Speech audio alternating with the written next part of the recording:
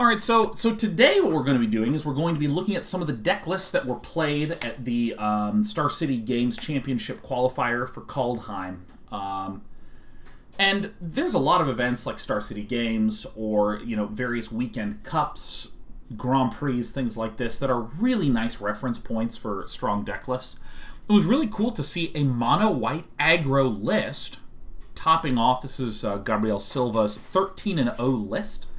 Let's just take a look at some of the main board. Let's just take from if you're just sort of squinting and just seeing the various shape of the deck, we have a lot of the usual expectations.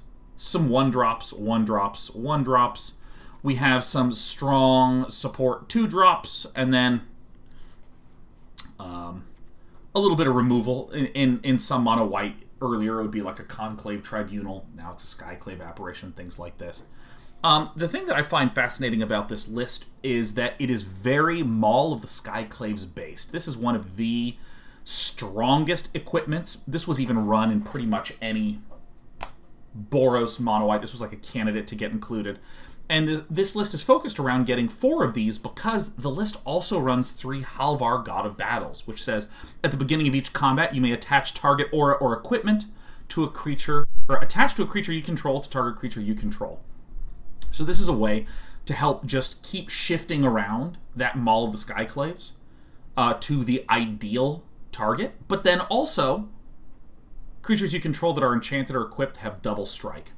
So this is kind of an interesting equipment basis for it. And also, if we're starting to zoom in, Alseid of Life's Bounty is a defensive card. This is something to help protect one of your Maul of the Skyclaves buddy. Selfless Savior is a very good protection card. Sentinel's Eyes is another sort of... Well, I'll look at this later.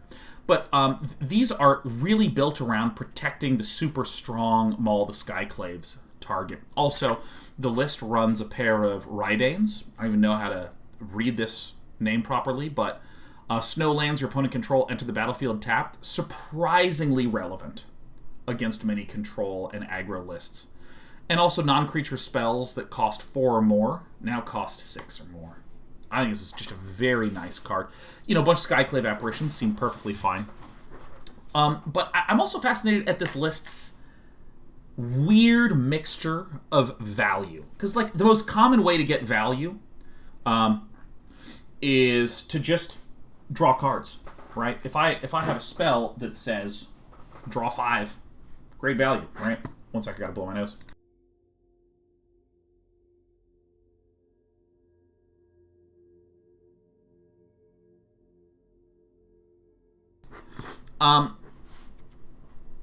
Legion Angel is a way to just draw some extra angels out of the sideboard.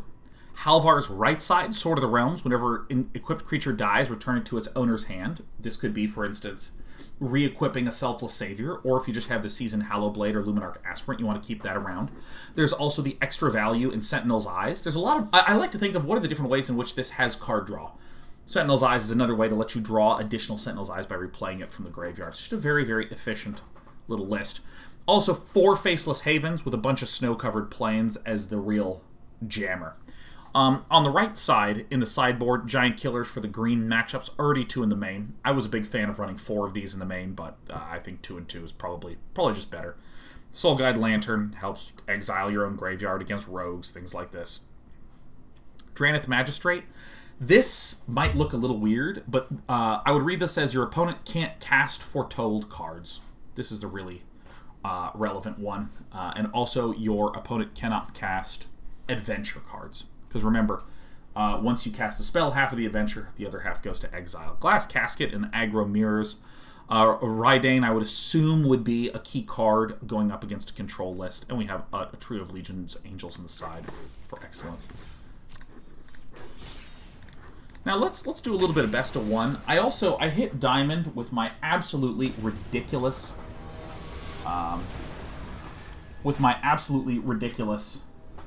big red list.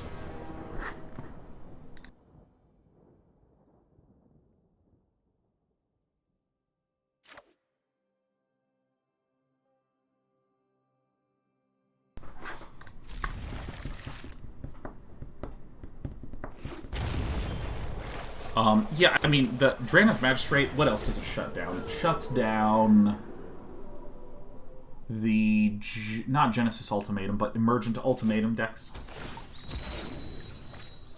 Chromatic Reaver just gifted us 5. And I gotta say, I think that the image...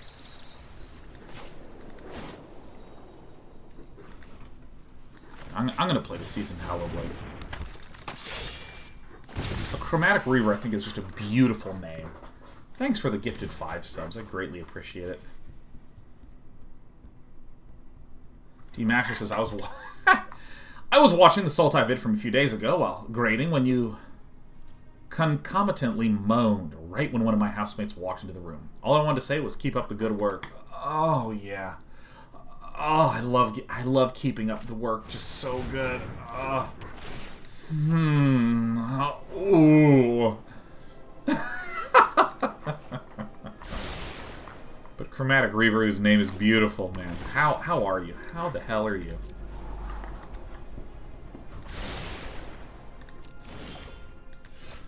Alright. It's our very first Maul of the Skyclaves. You know, I think I'm going to do a no-nonsense game plan here and just equip this to the Seasoned Hallowblade and commence the Great Bonkening. And I also think that I should have played the Faceless Haven, so that way it doesn't get hit by summoning sickness.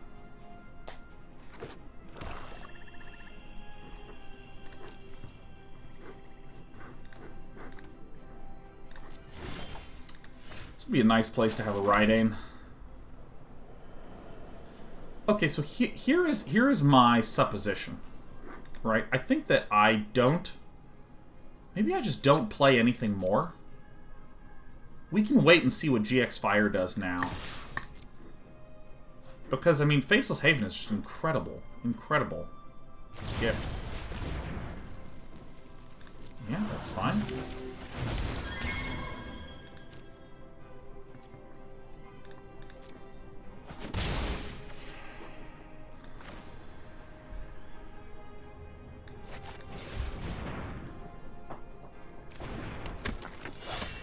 Get the Savior out. It seems pretty good. Jacob Godserve has gifted us 10 subs on this rather unbelievable Tuesday. Although I'm tired. Well, I'm fucking tired. Chromatic Reverse is a little cold, a little snowy, stuck inside, but otherwise good. Happy to be able to catch the stream. Man, I really hope you're staying warm. We were talking about the cold weather a bit in the pre-show. Man, do I just... ugh. I really, really hope people are staying warm. It's remarkably easy to just not even realize how impactful being cold is. I mean, your body just shuts down, man. It's bad. So we're up against the Sultai Ultimatum list, which is a bunch of the good enchantment cards from this, Binding of the Old Gods, which is, I think, one of the best cards in Standard right now. And then a good mix of other just Sultai strong stuff, Heartless Axe, shit like that.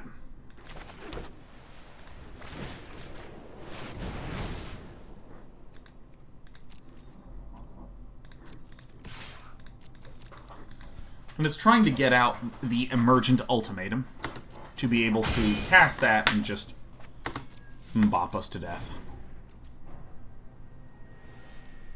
Corner is not so much snow, more lots of ice and sleet. Ah, yes, Soul Shatter. Super strong card.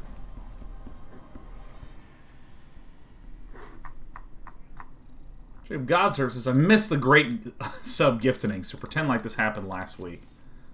Well, we always appreciate those interested in helping, you know, upkeeping our little fine corner of the universe through their generosities. I don't know why I put this one out. I really shouldn't have. But I defend this and discard with this. Squirmo says, hey, tonight I was wondering if you had any thoughts on Magic Legends. Would you stream it?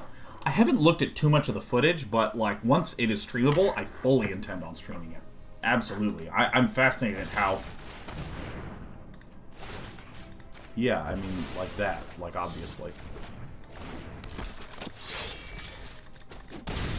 I'm fascinated at the ways that an ARPG could be magicified. Are we betting? Asked Robodope. In a little bit, in a little bit. Also, Uro's banned, and you love to hear that. You love to hear that. This card is insane.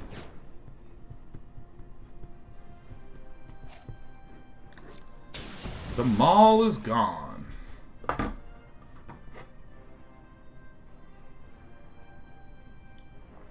War Machine says don't get too excited. Yeah, I've heard some mixed things. Let's see here. 1, 2, 3, 4, 5, 6, 7, 8, 9. Yeah, that looks like death, huh? I don't think there's a 1-mana spell that can possibly stop us.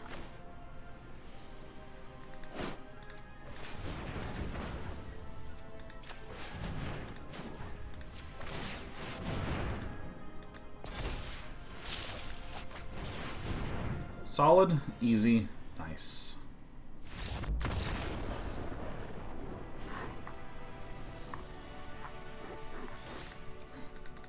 Yeah, I mean, I do intend... Let me actually just go to my show sheet. I mean, everything I'm about to say is on my website anyways, but I have a simple spreadsheet.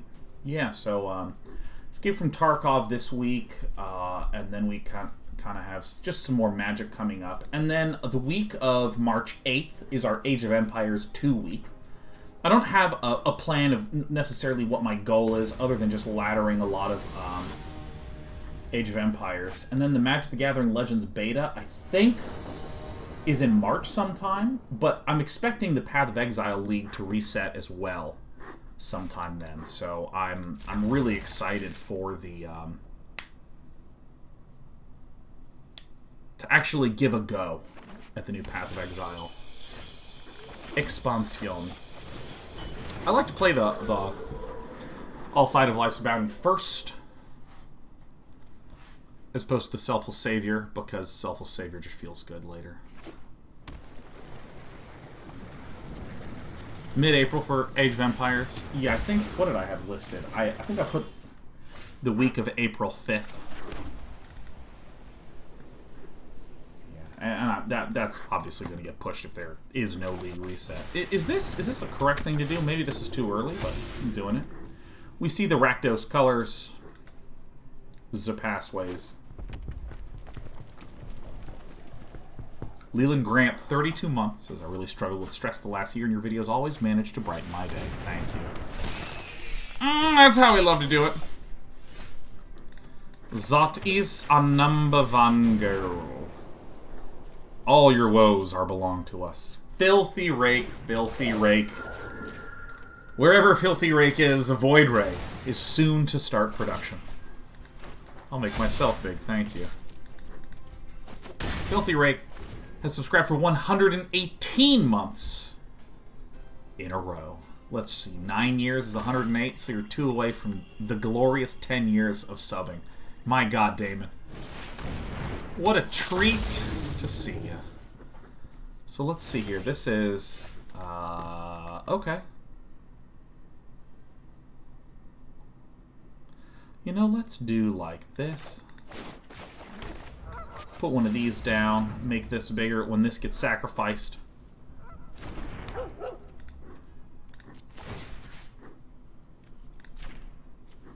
Spread this out a little bit. I've known Damon a long time. Long time. Met through my friend Tristan.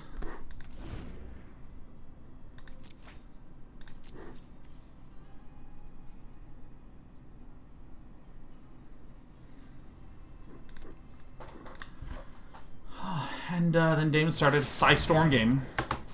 Energizing the game. Filthy Rake's portion on here. Actually, once had to cast some SC2 with me. Oh, no, that was good shit. Oh, that was the good shit, man. We could have attacked there, right? Yeah, I misread this, because it's whenever it becomes tapped.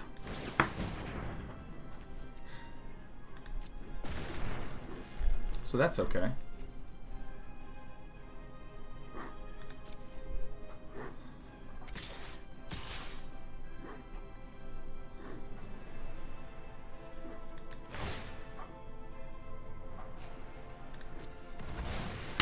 So we let this happen.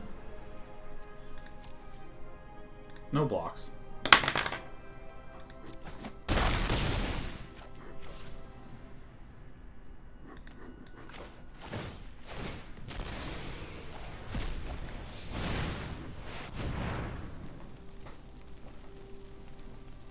Drannith Magistrate, does Sigrid have no place in this deck? Oh, it works that way. Ah, I think I've misread this card like 50 times. I think I've literally lost because of the number of times I misread this card. I'm going to go ahead and probably dip out in this game. I want to get some more games under my belt. Yeah, Sigrid does not have a place in this deck because Sigrid is a very good reactive card, and we're a proactive mono-white aggro deck. With a Skyclave Apparition, I just exile one of your things. That's it. I just exile one of your things.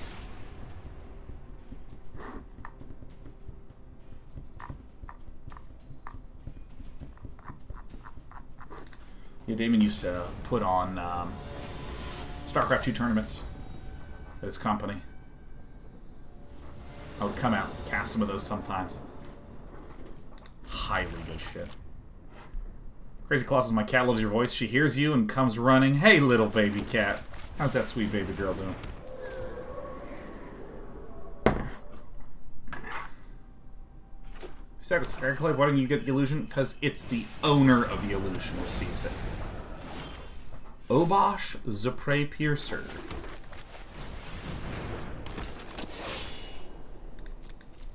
Oh, Damon, oh my god. When vaccination's lifting, I'm going to become a complete degenerate. I will no longer eat at home. That is not something that I will do, period.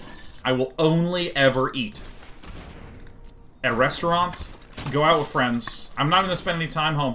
I'm going to get the hell out of this goddamn apartment. It's going to be incredible.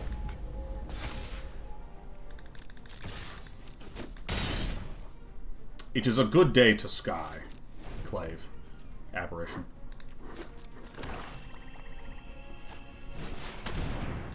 Rearish of the Dream Den. Oh, so this is 3 health a turn, so villain's only really losing 2 health a turn. Well, I think I'm going to have to put some of these Sentinel's eyes on this guy.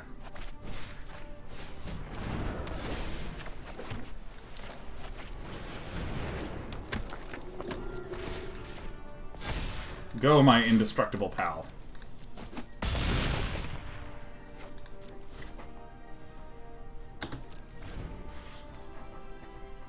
Elclodge says, are you familiar with Junji Ito's work? We won. Did Junji Ito write the comic about the insane mother? Hey, Entropy, good to see you.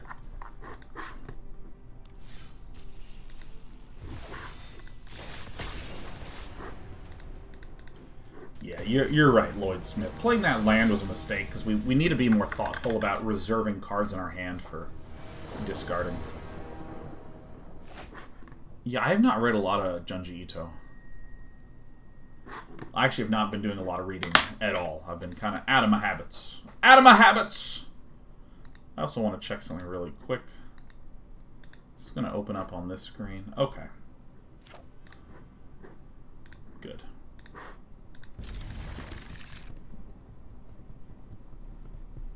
Draco Maritimus, this is Gabriel Silva's mono-white list from the... Oh, this is the right one to have played. I literally just didn't see this. I was busy checking my audio settings. Filthy Rake's the same. I usually read 100+ books a year. 2020 killed it. Probably read less than 30. Oh yeah, that's right. Yeah, you were one of those read a book a day sort of absolute animals, weren't you? Yeah, I want to re-expand my comic book collection. Britt and I are still doing the great reorganizationing. Try to read one every 2 to 3 days. Man, that's right. Yeah, you would. So I remember you were saying that you would take public transit to work and just read the absolute ever-living fuck.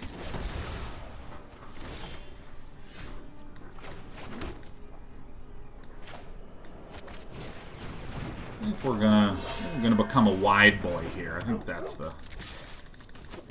This is gonna poke us for a single one each turn. That's okay. Captain Scruffs, have you decided what you're doing for your DK30 yet? Oh, of course, that's right. We have our DK30 coming up on the 1st. DK30 on the 1st. 1st of March. Good old spring DK30. And we're going to talk about it after this game. For my DK30, I haven't really decided yet. Today, I'm honestly feeling a little in the dumps. I'm just feeling tired. I think that normally we'd like to go to 7. I might actually go till 5. Blue Fire says, what's DK30? I'm going to give you the high-level summary. It's a month where we all try to make progress on our personal projects. There's more bells and whistles. We have like a site where you can upload and discuss and talk about what you're doing for your DK30.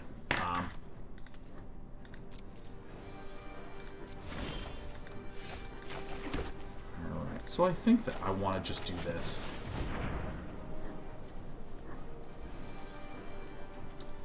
Ooh.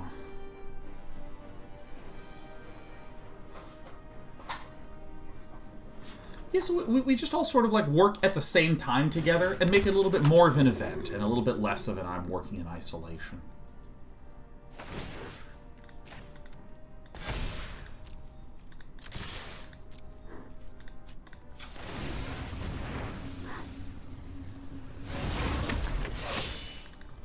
And last time I was trying to walk every day, like a good amount. I wound up walking 100 miles in a month.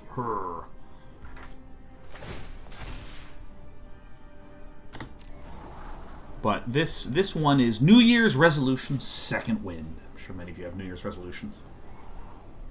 Where, sure many of you have New Year's resolutions where got really excited in January. February is kind of... It's time for the second wind, man.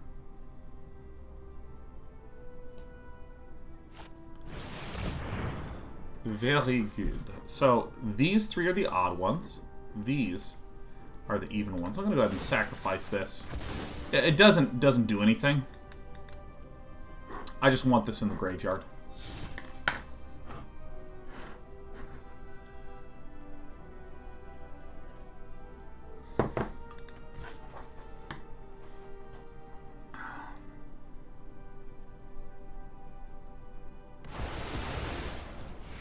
The odds have it.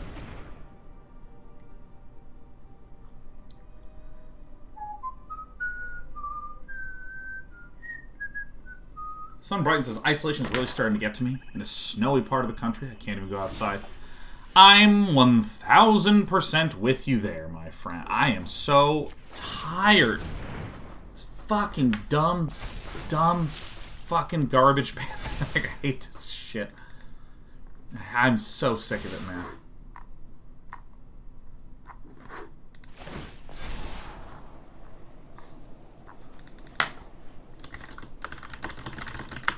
I just received a brilliant photo of the dog. Oh, GC's so good. Yeah, no, I'm just sort of shocked at how many different things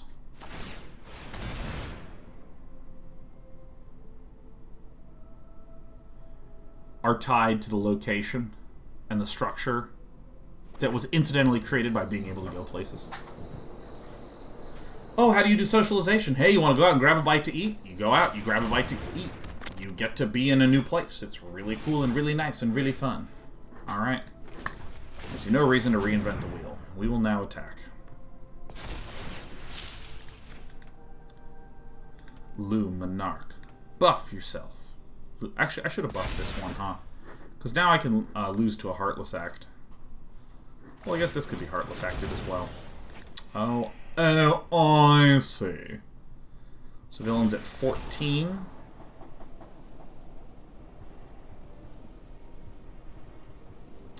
Thoughts on running Faceless Haven as opposed to Crawling Barrens? It's, broadly speaking, it's about thinking about your mana over the short versus long term. Like, look right now. I can just play a land and say, Faceless Haven, swing for 4. Bam! Hits in the face. Done. And then it withdraws itself. Super easy. Takes 3 mana and 1 turn, and then you're good. So, this is really nice for an aggro deck. If I'm thinking about a control list, where the game's going to be going on for a very long time, Crawling Barrens makes sense because it requires more mana, 4 mana, to do a smaller effect, to just put 2 on, but the 2 is permanent. So this is like a pay 3 mana to deal 4 damage in the short term. Crawling Barrens is pay 8 mana to deal 4 damage in the short term.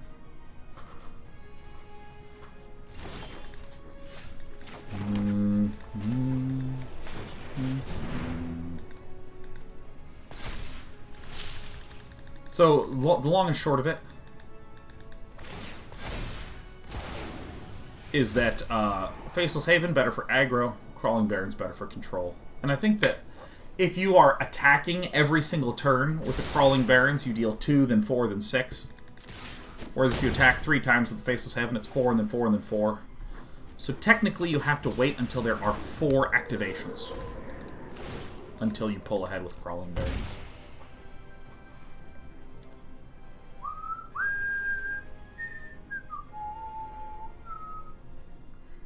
Oh, Jesus, doesn't even matter how much caffeine I drink. I think, my God, I think I'm going to take a nap.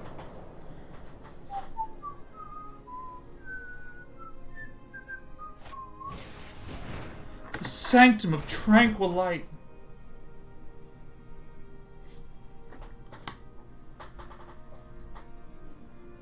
I think this is the one I eat. I don't really care that much about that one.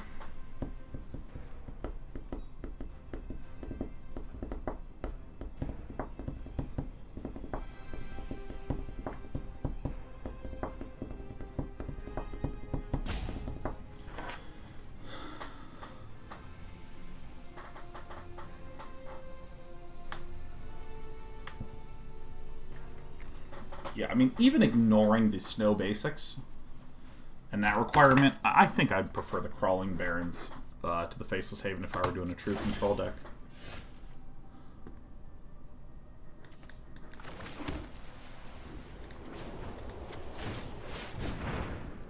Ta-da!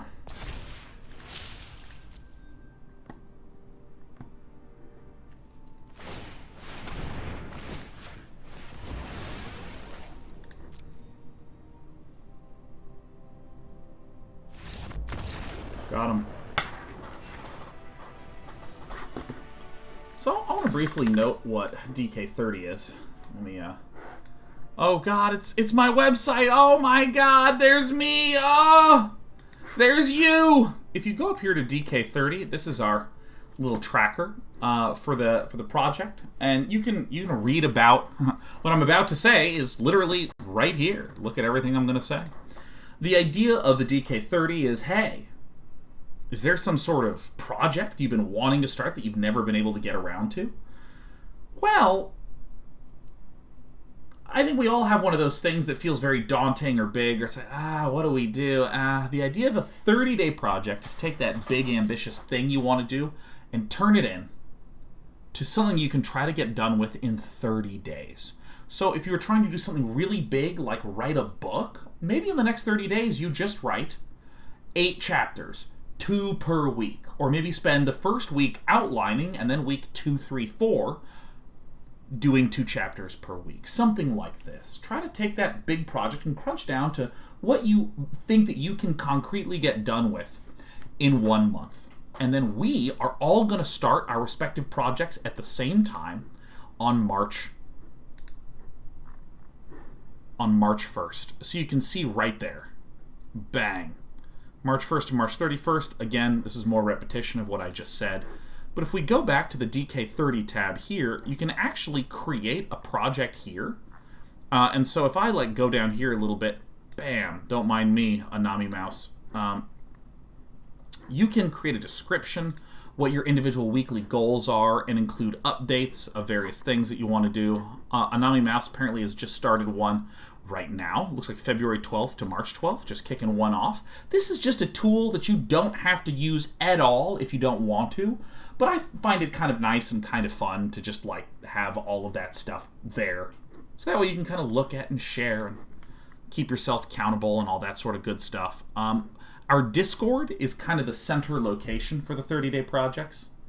So we have chat groups. We even have ways to create little miniature social groups, how you can maybe meet once or twice a week and share with one another what you're working on. And the entire goal, the entire underlying goal of all of this is to give each other a little bit of social support to help achieve our goals. I think I'm ready for best of 3.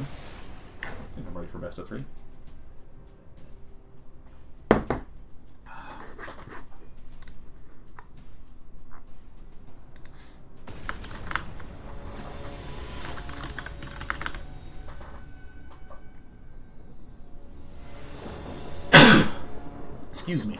I've done things from basic life shit, like, I want to lose weight, so I'm going to start walking every day. That was the most recent thing I did. There's also, yeah, bless me. Yeah, I'm sneezing a lot. I think I'm actually a little bit under the weather.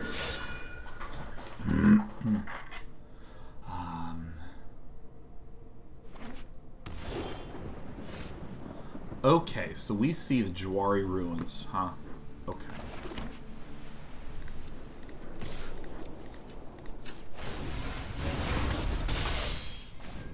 I've also had machine learning projects where I made a digital farmer that could train himself to manage a digital farm. That was some good shit.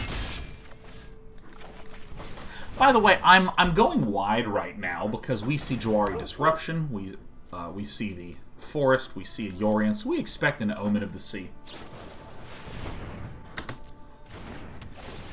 This is again probably one of the Sultai lists, and so I just kind of want to get the damage in a way that is lower commitment. So, Alseid of Life's Bounty, Giant Killer, things like this. I don't really need to do anything that much.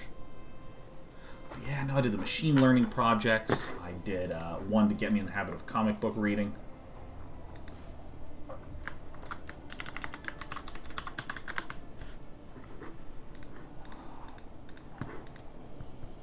When it says it would have been better to do Savior first so they can't cower Jwari. I think I would actually welcome that.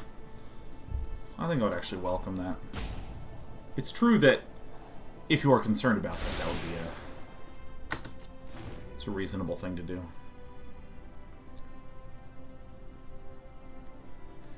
I mean, I would want my Selfless Savior alive if I had, like, a bomb-ass target, but I mean, I'm not sure the Fallen's just like, okay. Alright. Let us begin the great face smashing.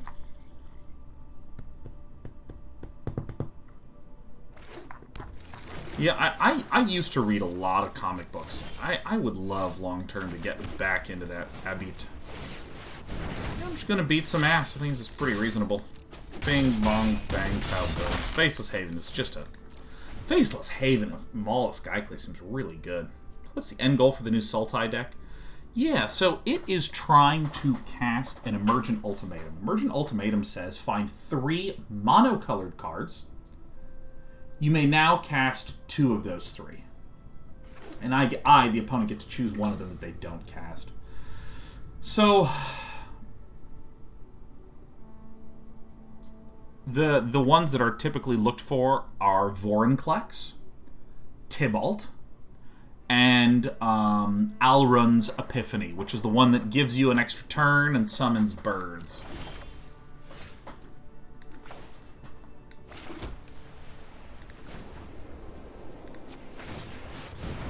Okay.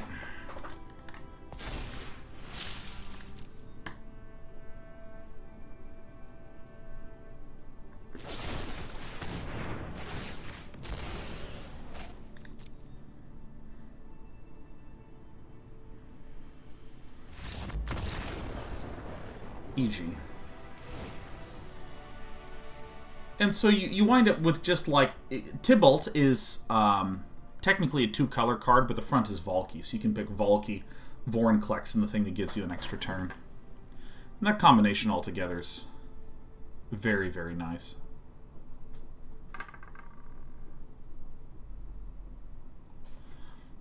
How does this even work? I don't think I need this.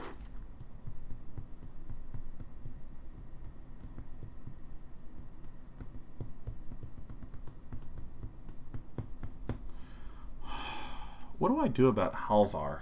I don't even think I've drawn Halvar. Loving this wispy hair today. Yeah, I need to get a haircut. I think I do want... Do I want the Skyclave Apparition? The question is, what do we cut? What do we cut? That's the pickle. The pickle is always, what do we cut? What do we cut? What do we cut? What do we cut? What do we cut? I think the Giant Killer is nice because it deletes the Yorion. The Skyclave Apparition might be the thing to get out. I'm gonna try this. This one seems good. This one seems good. And honestly, the Giant Killers seem good. So the Drannith Magistrate will cut down the Emergent Ultimatum, which we were talking about when we first looked at the deck. Though the Skyclave Apparition is wonderful at removing Maze Mind Tomes and other such high-value cards, I don't even think I care that much. I think that I could cut these and put in these or something like this, but I think this is probably going to be better long term. I think. I'm not 100% certain. And then any other big things we chop down with the Giant Killer.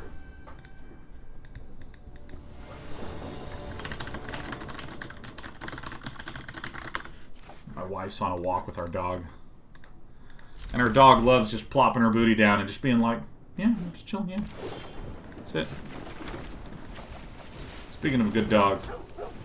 Yeah, our dog has discovered that if she just sits down, we're not moving. Because she's a big girl. She's tiny compared to me.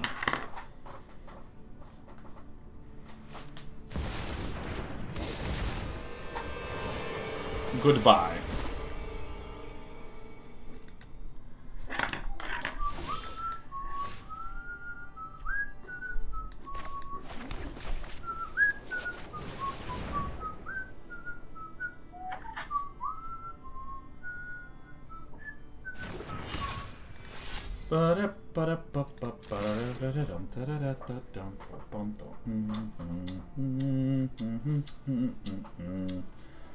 So this is one thing that is a little unfortunate about the Valkyries. You know. Death Reference says, do you think you undervalued Halvar in your review? You'll have to remind me how I valued Halvar in the review. I mean, even in this list, I'm still like, no, I don't think very... Thank you. Even in this list, I'm not like, holy shit, what a power card.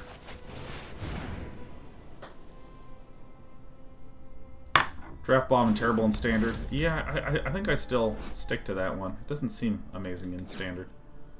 Still. No! Oh my god! Oh god!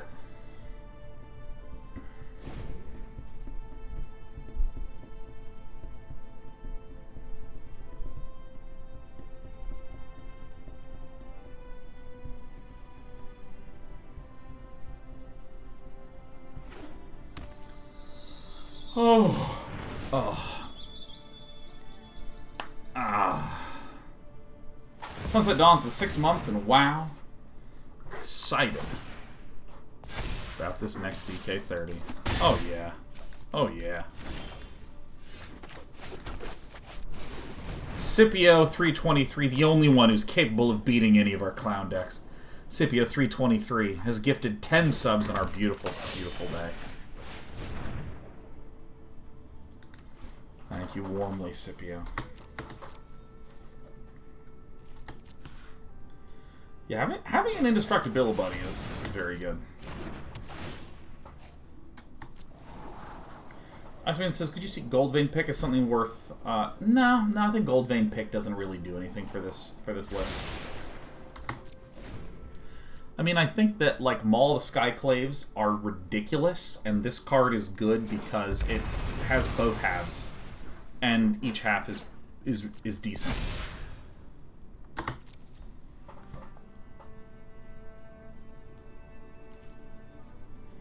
Why am I so ungodly tired? play this just one.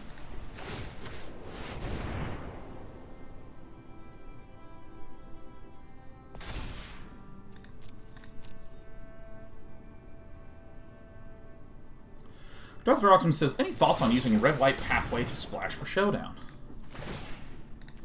Yeah, no, I have some. I have some juicy and meaty thoughts. And they're the following. How many colors of, or how many lands that provide red would I need to run Showdown of the Scalds? A card that wants 1 red. The answer is about 9. 9 is right. 4 mana as a total cost, with 1 of them being red. It's about 9 is right. That's what you want in there. So what are our 9 red sources? That is our pickle.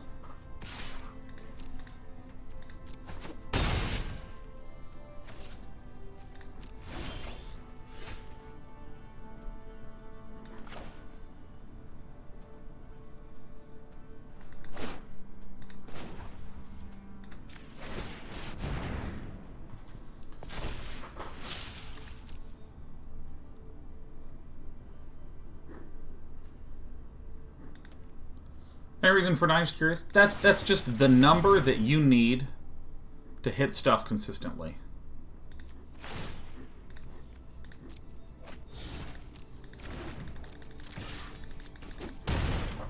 And so if 9 is the number that we're working with, it's hard to think of what those mana sources would be that would be reliable.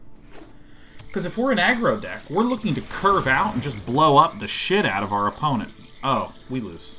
I'm getting out of here. Well, let me just let it resolve so that way everyone can sort of see what goes down.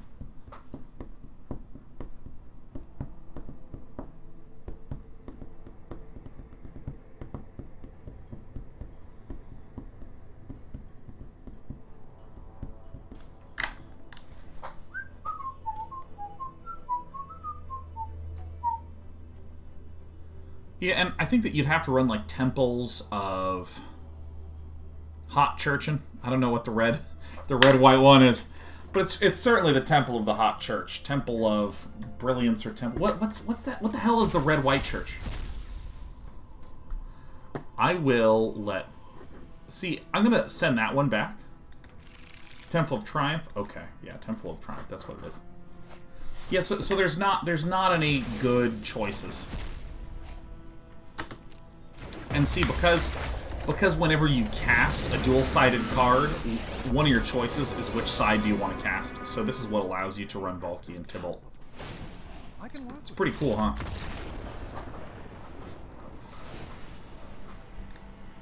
Yeah, maybe what I want to do is I want to go like bop, bop, bop, bop, and I want to go boom, boom, boom, boom. Give this a shot. I just want to see. I'm not entirely sure about our sideboarding choices. Got 2 of the good old Shadow Spear on the side for trample lifelink sometimes. In what situation would you want to use that? And yeah, no, I think I'm having some allergies kicking up. It's been a little wet and rainy in Los Angeles. And whenever it rains in Los Angeles, all the pollution just smushes down on the ground around us. Uber Perk says that shouldn't work anymore based on the rules changed to Cascade from yesterday. No.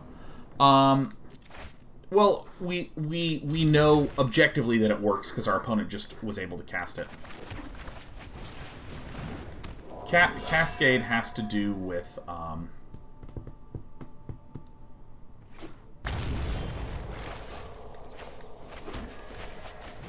we smashing.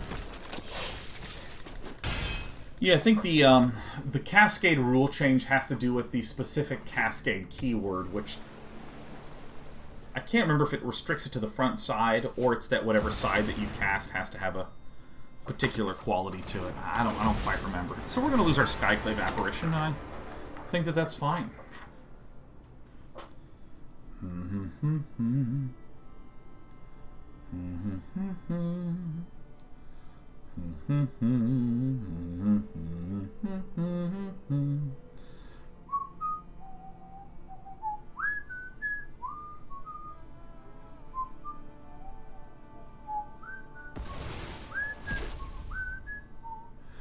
That's the wrong card to cast, I think. I don't think you wanna cast that at all.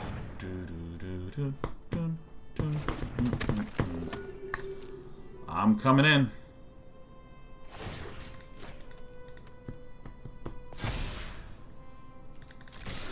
This is a good one.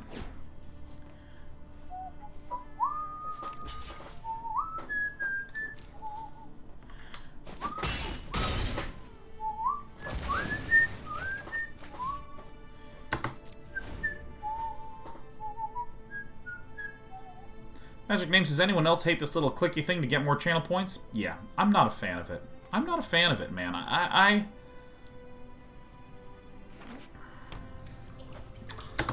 And I recognize the way in which I am on the defensiveness about some of this sort of stuff. I'm just going to Maul.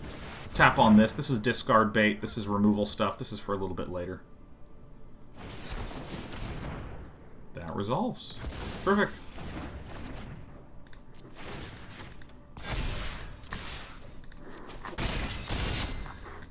So here's the thing. If you have something occur in an interactive space where I could give you 50 points, or you have to click in order to receive 50 points for something. Psychologically speaking, the second one, in a vacuum, the second one is much better along a number of axes. First of all, it helps make you aware of when things occur. For instance, let's say that you could get you got 50 points every 10 hours. Well, if all of a sudden you begin to ask yourself a question about like when can I get how many channel points, people will self-answer substantially. Actually, so this is even. I'm gonna get owned by an extinction event, won't I? Shit. Well, whatever, this is odd.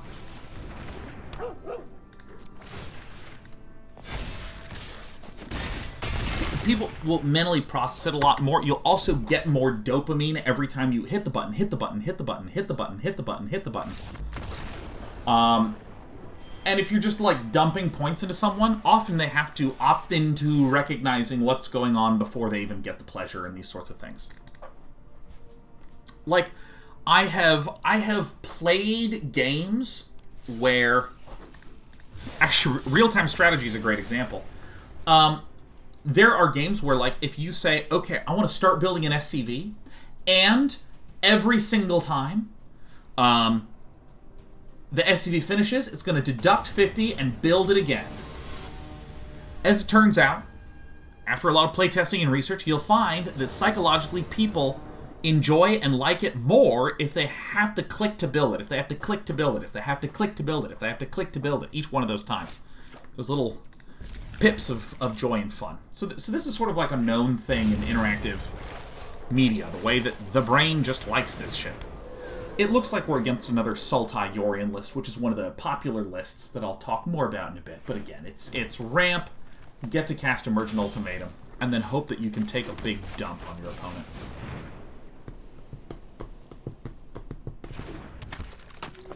How do I want to do this? I think I want to put this one over here, because now, if there was a removal spell, regardless of which one you cast it on, yeah, the correct play would have been to Heartless Act on our main, but whatever. So this is true. This is just like, this is true facts being stated by your pal Day9.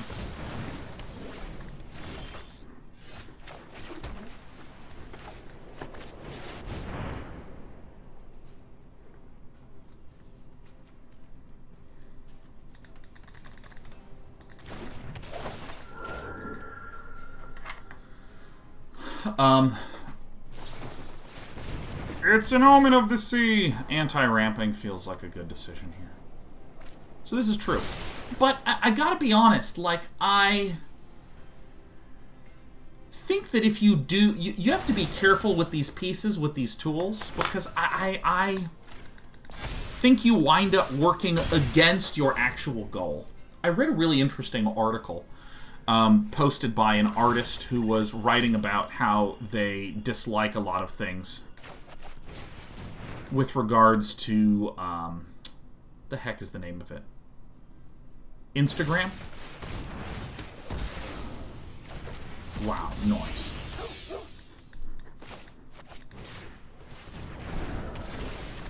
I'm going to go ahead and Alseid here. Where this illustrator was noticing that they weren't getting as much clicks and engagement and things on Instagram. Got in touch with one of their partner managers or someone like this to ask a little bit about, like, what should I do? What's going on? And this person basically said, hey, we're introducing a new feature called Reels. You may have seen it around, which I think is like the competitor to TikTok. Like, you record the 30-second whatever the hell, and then money pours out of your monitor. Some shit like that.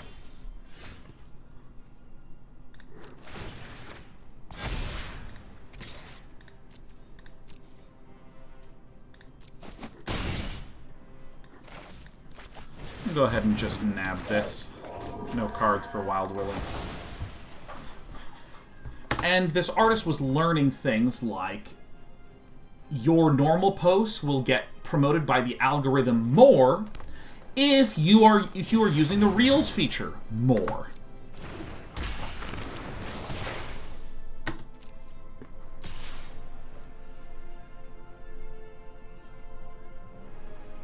Well, that's not the correct decision at all now, is it?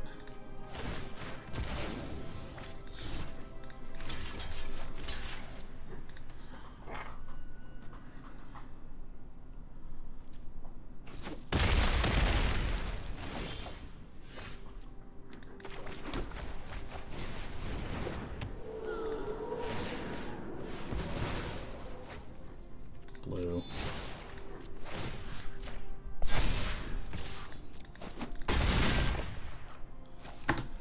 And so it was like, okay, you have to post more reels. And this artist asked the Instagram person, okay, how many should I be posting? And this person said, like, 2 a day.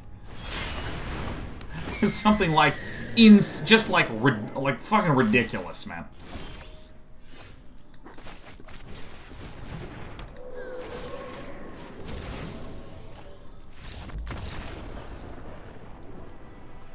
Just like, again, a ridiculous amount of stuff.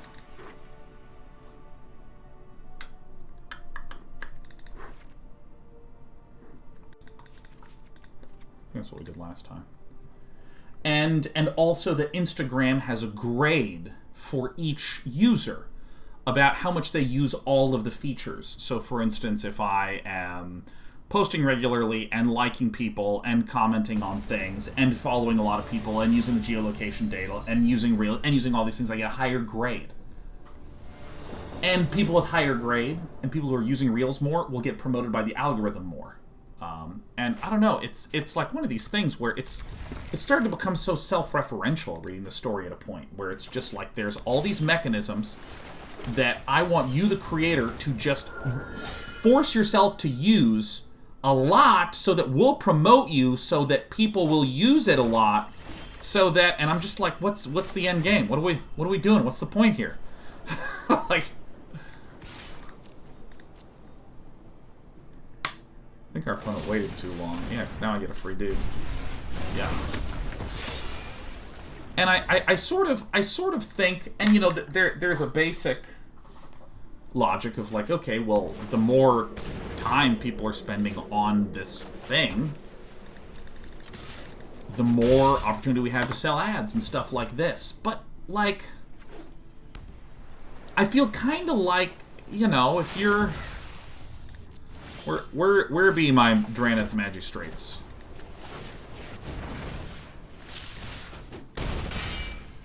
I feel like if Charmin toilet paper were using the same model, they would try their damnedest to get like as many yards of toilet paper used per day. They would push recipes that give you diarrhea to make sure that you're using as much toilet paper a day. Like, I don't know. I'm someone who's like, hey, let's make good products. You know, let's like, how do you make the thing more compelling?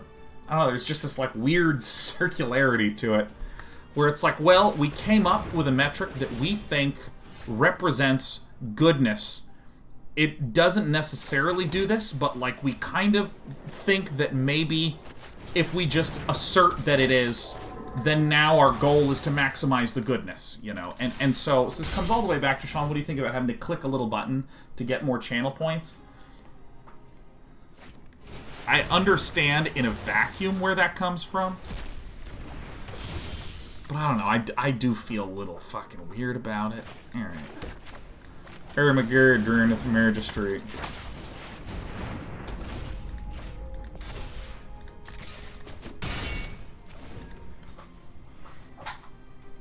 I don't actually have a good. This is, I legitimately forget what the reason for having to click it is. It's just a short-term pump of excitement and clarity and goodness that is measurable. As in, like, there have been lots of human beings that have been able to identify that this is as a trend. When you let the person, if the person has to actually, like, click the thing, they have to click the thing, it's a more satisfying, rewarding thing.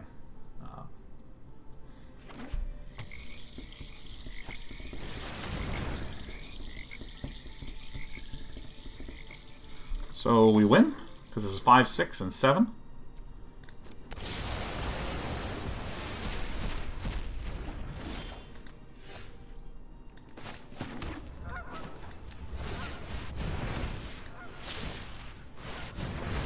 Super straightforward deck. It's really nice.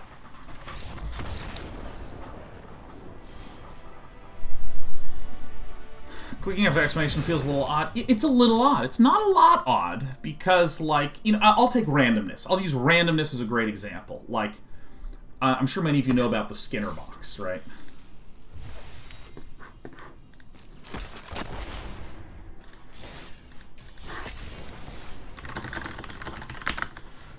Like, a Skinner box is, oh my god. I'm getting a great doggy update story. This is so great. Okay, so here's a Skinner box. Here's a Skinner box. Once upon a time, they had a test rat. I'm going to get some of these errors in the story, but for the sake of communicating the idea, we'll work on it. There was a rat, and it had a button, and if it pushed the button, a pebble of food would come down, the rat would eat it, all would be good. Ah, yes. A Fjordblade Charger. Okay, so we want to...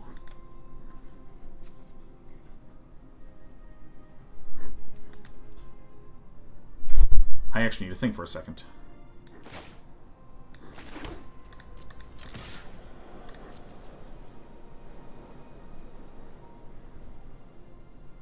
I would want trade here.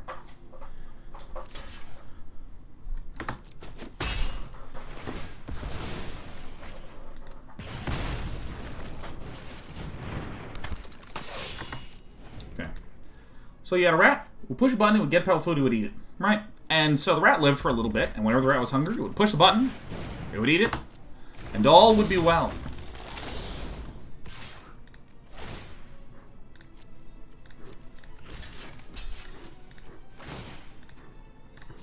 You can always cast that again later.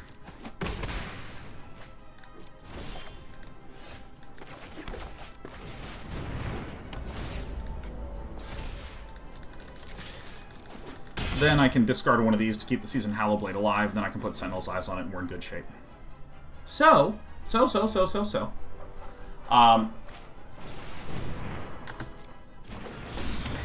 Yeah, please attack.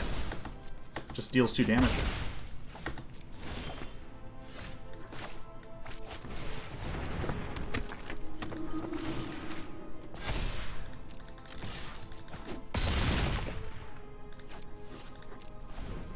So they changed it, and they changed it to where if the rat pressed the button, there was only a 5% chance. Only a 5% chance that the food would come out.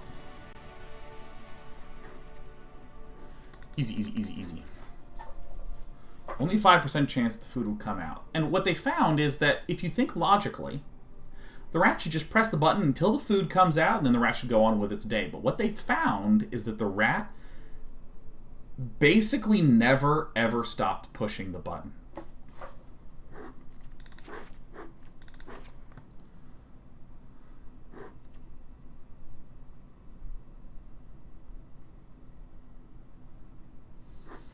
I think I actually want this one, because I think the flip side is good. I don't think I want this. So what started to happen is the rat would start to hoard shit. The rat would start to spend all day pressing the button to get a collection of stuff. Now, if you think from an evolutionary perspective, why would this be a positive thing?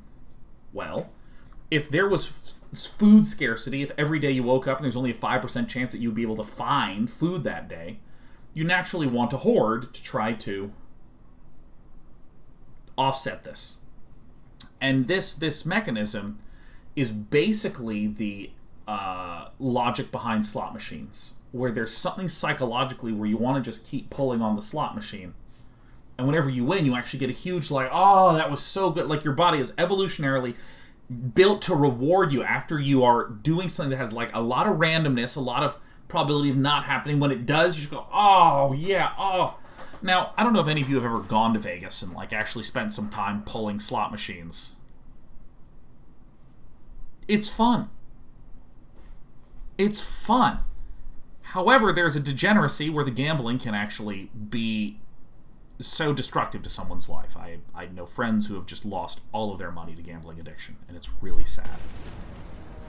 Or what's another way where we can take this idea of satisfaction that comes from randomness? Well, Minecraft, a game that you pay one time for, and you explore this world, and you're constantly hunting for various resources, that way you can build some sort of really cool and amazing thing. I think Minecraft is wonderful. It's a wonderful use of randomness. I have a ton of friends who play a whole lot of Path of Exile, which is also built around randomness.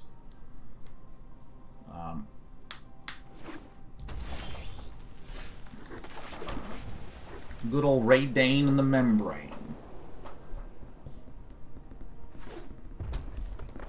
So again, I'm bringing this up because I think this is an example of a property of a human brain that is something that can be understood. You can learn how a human brain works to be able to change and shape the decision-making that's going on.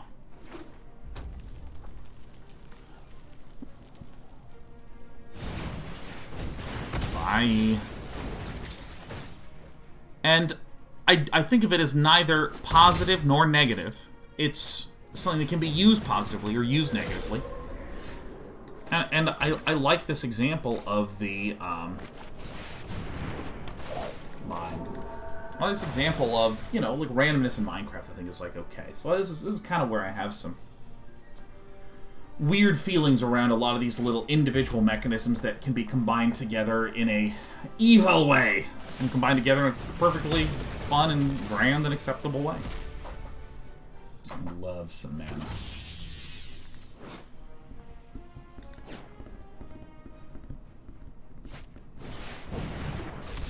Oh, we have an axe that's been hardened in the forge. This is better to do. I do this, I eat you, play this.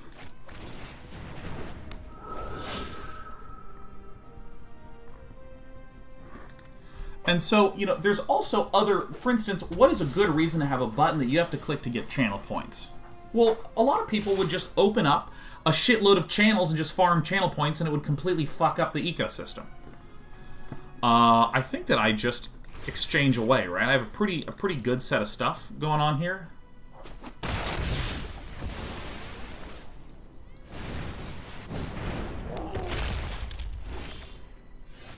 Well, this is a little unfortunate.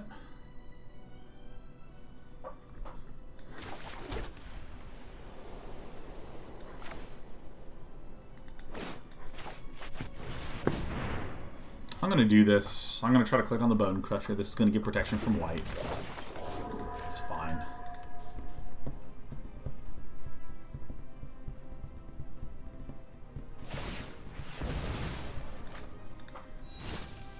Wait. So we also suspect that there is no Ember Cleave. There is not any Ember.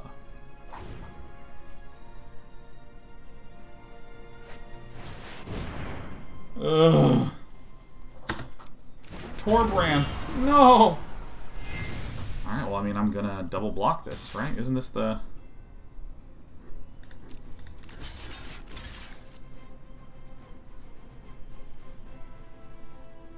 And if there's a frost thing, then it stinks a little bit. Man 125 says, since channel points are just an incentive to get ad count numbers to sell to advertisers, isn't that working as intended from Amazon's perspective? I don't even think I agree with that thesis. I don't think channel points are an incentive to get ad count numbers. I'm actually not even sure what that's referring to be honest.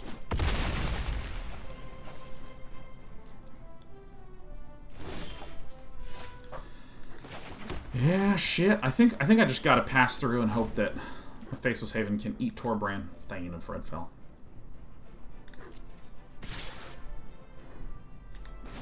Why not sack the dog? Oh, because I just made a mistake.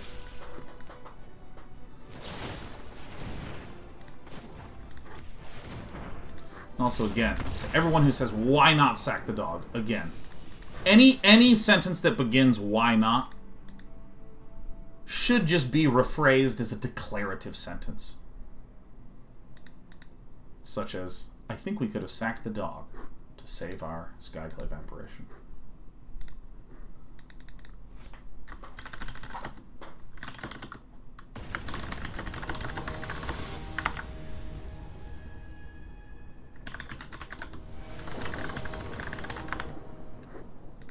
Yeah, I mean, as far as I can tell, channel points were someone at Twitch's attempt to, like, hey, what if we had some sort of, like, you know, what are cool things that we can provide to streamers? Like, Twitch, like, throws tons and tons of features at streamers all the time, right? So, like, hey, what if there were points, there was, like, some way to reward people who watched your stream a lot? Well, this kind of stinks, doesn't it?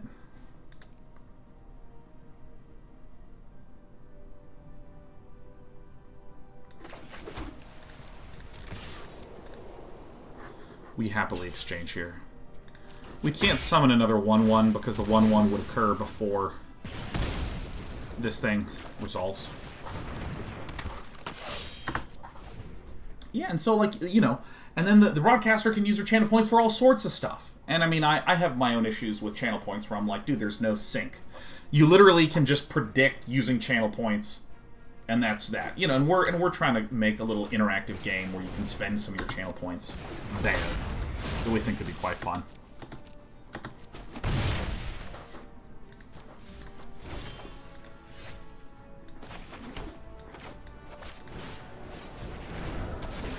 So this might look a little weird, but I'm going to do like this. And I'm going to not have another Seasoned Hallowblade. I'd rather have this down to generate an army of 1/1s and discard this to preserve this thing's life. Mashfan says, why not ban everyone from chat permanently who uses the phrase, why not? You know, it's high horsing time. God, I need a haircut. Like, this part of my hair is just growing way too fast. Tippity tap. Hey. Tippity tap. Tip me off or tap me up. Kit Kat bar. So, I mean, I think...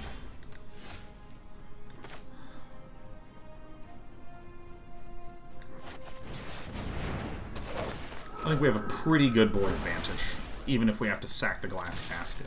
We'll see what happens. But I think that sometimes people do bad behavior, however broad you might want that to mean, and I think it's very easy to push away, to go, well, that was bad behavior along whatever metric, so I'm done with you. And sometimes that's totally appropriate. However, I kind of like the idea that of how can I assist in changing that bad behavior. Because, again, one way to do that is rejection. Ooh. Get out of here. But I do like the idea of trying to, for me, to take some of my time to try to be a little more calm and a little more dispassionate.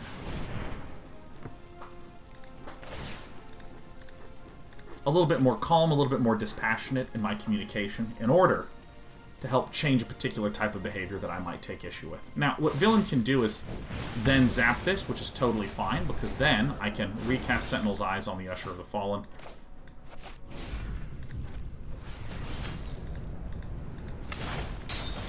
Swing in and begin to go wide.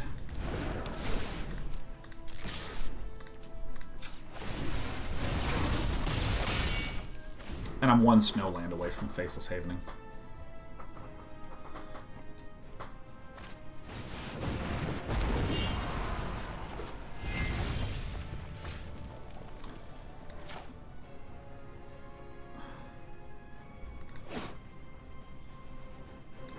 So this would need to be precisely a Frostbite, so that's good. So that's why I don't ban people that do a phrasing that I find personally to be a bit abrasive.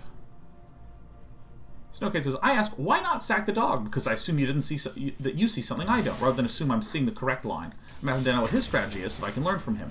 Right. Here's where the issue in that phrasing was. You could have said, you know, hey, I would have sacked the dog. What do you think about that? That sort of thing. The error in the logic of phrasing, why not do this and this? It assumes that there's something going on in my head that literally might not be happening. It assumes that I looked at the play, evaluated that I shouldn't do it, and chose play number 2, and you're asking for that evaluation that I don't, that may literally have never happened. And what you're doing is you are putting a negative onus on me, the speaker, to either go, oh shit, no, I guess I fucked up and missed that, right? And in particular, you're not providing anything. You're putting all the burden on me. You're just making the statement of the action and having me come up with the reasoning. So again, this is why I say why not sentences can almost always, like 99%, can almost always be rephrased as declarative sentences. So instead of, why not sack the dog? It's, I think you could have sacked the dog to keep your Skyclave Apparition alive. And now all of a sudden you're providing your reasoning, you're providing your logic, and you're putting the onus on yourself instead of putting the onus on me. And frankly, it also gives you the out. Hey, I would have done this. What do you think about this? Draco Maritime says, is a better phrase, would it have been better off to /if, or is that just the same? It's pretty similar. There's this thing that I think that does not come up in most people's just life experiences, where if I am saying something to another person, on a scale of 1 to 100, I might be burdensome on a scale of a 5. So it's really not a big deal, you know. But what's interesting is that I, someone who's broadcasting to thousands of people pretty much every time I'm live, I will wind up seeing a few thousand of that exact same behavior, and I can suddenly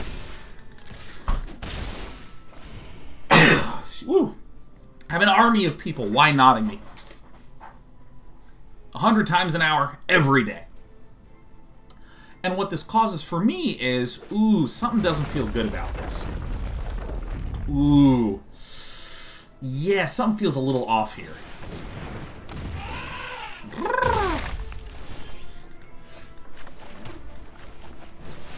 And what's really nice is that I then actually, because I now notice it, I normally wouldn't notice that much,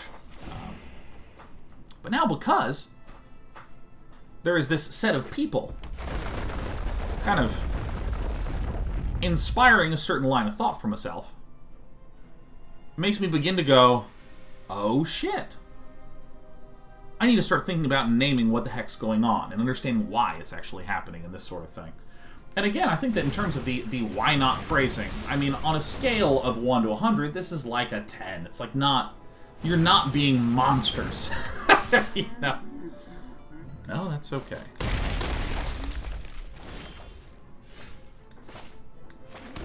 Okay, how do I want to do this?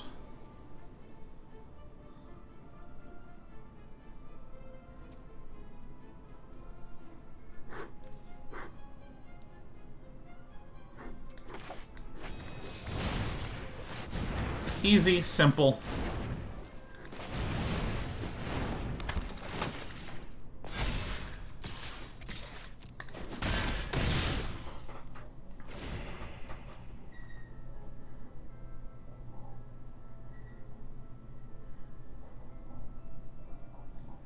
I mean, there's obviously, like, times when that phrasing is 1000% appropriate. For instance, hey, should we do A or should we do B? Well, I mean, yeah, no, I think we should do B. Wait, why are we not doing A? You know, times when it's, like, literally, totally 1000 billion% sensible, and that's all there is to it. So right now, this is 4, 5, 6, 7 damage. And I can't quite get the 8 in, huh? Alright, well. Skyclave away and save your life. Skyclave away, Skyclave away. Skyclave away if you want to survive. Probably like this. That's fine.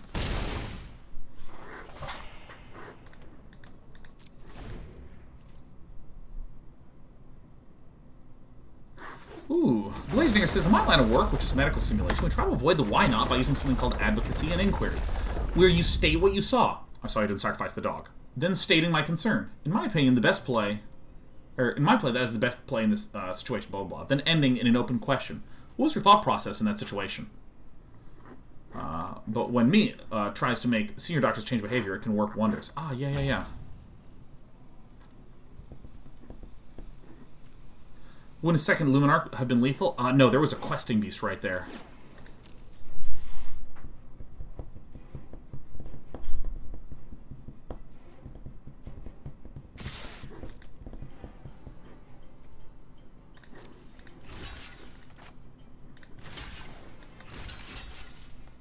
What if this is an Embercleave? So I can't block the Brushfire Elemental. So there's an Embercleave. That's going to be 1, 2, 3, plus 10, so that's 13 damage.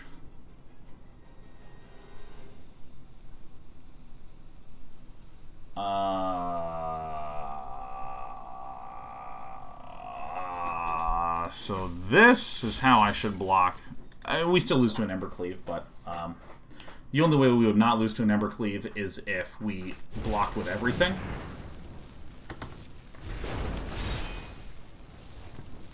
Yeah, so if we had blocked with everything, we would have absorbed 1, 2, 3, 4, 5 damage, and then this thing would have plopped down anyways. So that was a bit of a shitter spot.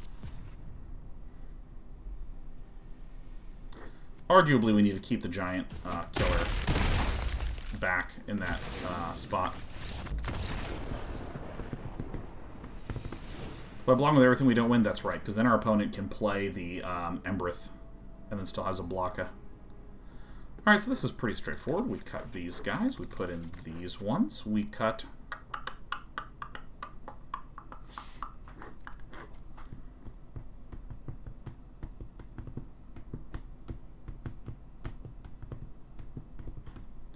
How does protection work against trample? They still assign 1 damage to our blocker, so it doesn't really do terrifically much. Bring in these guys.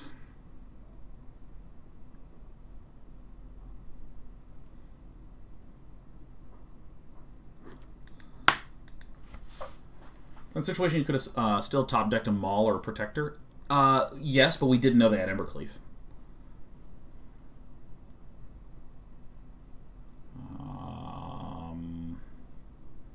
Magistrate for adventure creatures?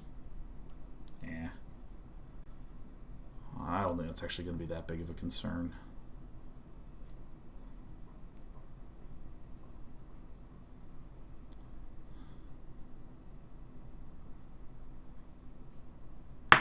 I might cut all the Reidanes.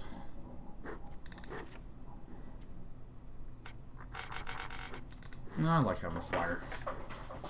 Sigrid worth running? No. Sigrid is a reactive card. There needs to be blockers or attackers. We're going to be the ones who are largely attacking. So we'd much rather have a Skyclave Apparition that we can cast before combat. For Bomba.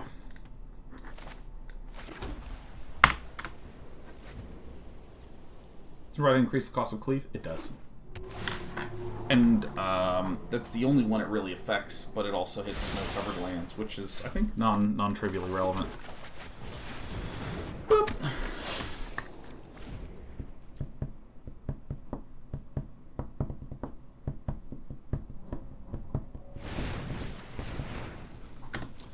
given the Mammoth protection from red to prevent equip. There it is. That was the play. Man, that's really nice. That's really nice.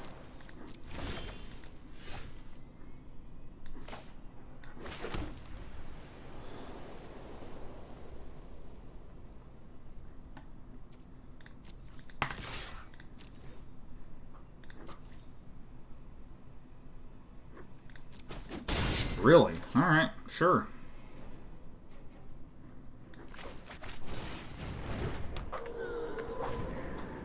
That was the play. Is it only creatures you control? Yeah, no, it doesn't work because it's only creatures you control. Whew! Okay, okay. I wondered why my brain was so much smaller than I anticipated, but we've uncovered it.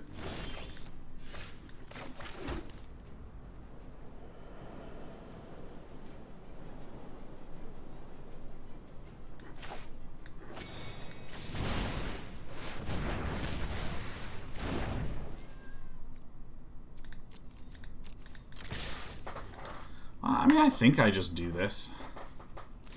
Why that one? What's with just not interacting with the Seasoned Hallowblade? I mean, I'm pleased by it, but I don't understand it.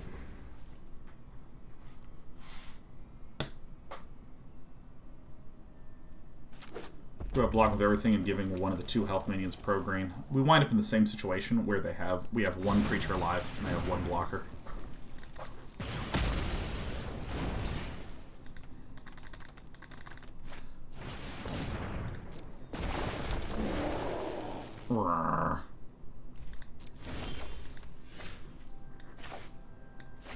That's really nice. Who gives a shit about glass?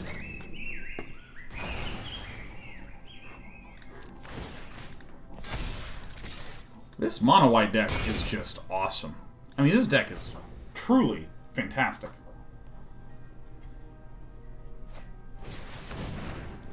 Brush Fire Elemental. Alright.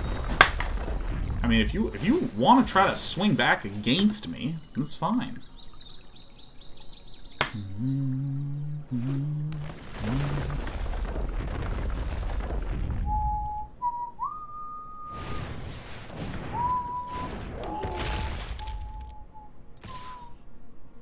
Yeah, Brushfire Elemental's not good against creatures. That makes sense to see that one get on out of there.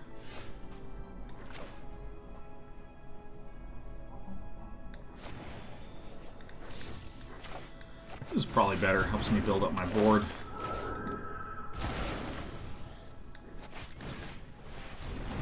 And I think stacking it on the 1 guy is really good.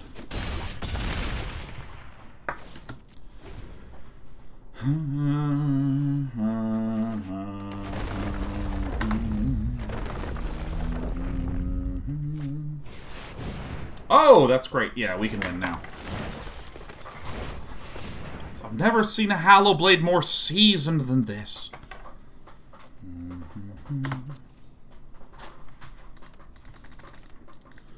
Okay, and remember me. We've done it.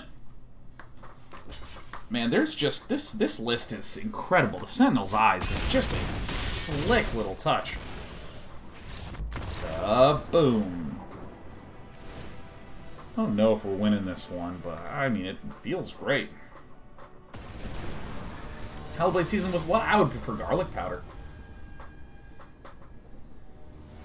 Mark Tater says, that was an excellent question. I need to repost for day 9 to see it. Oh, I'm going to scroll back and look at Mark Tater. Mark Tater.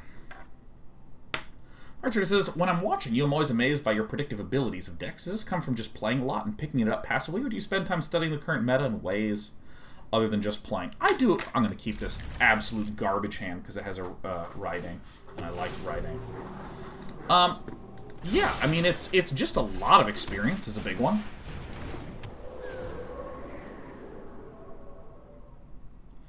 I play a lot, I watch a reasonable amount, but I think the biggest one is that I have a lot of experience with card games in general. And one of the things that you start to really learn is how significant when a player doesn't do something is. Like, for instance, let's say that Ludva just didn't play a 3-mana card. They have Bone Crusher Giants, they have Kazandu Mammoths, they have a lot of cards that they could potentially cast that would be just fucking hot plasma.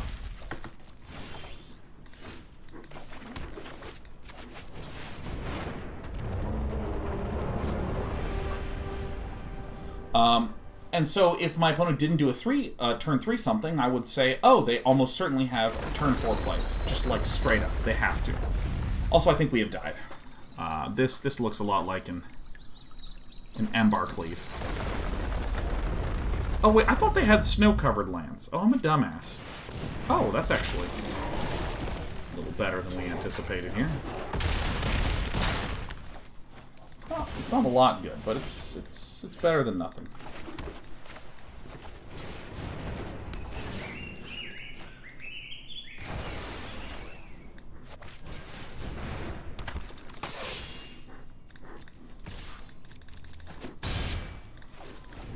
I think that's a lot of times what allows me to do predictive stuff is like not seeing something on turn 2.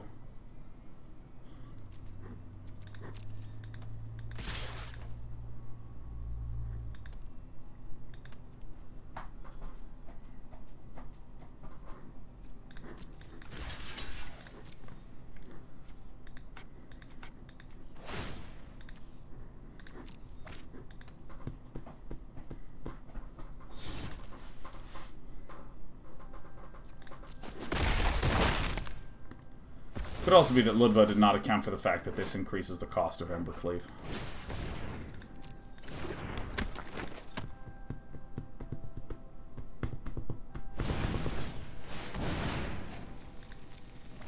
I mean, we definitely look like a dead person.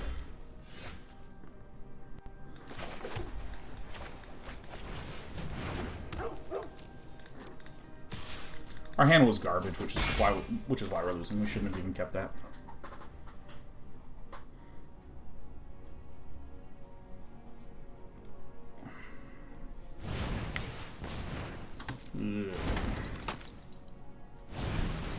This looks and feels like an unwinnable situation. We can just cast the flip side of Reidane? Yeah, absolutely. I want to kill this thing first.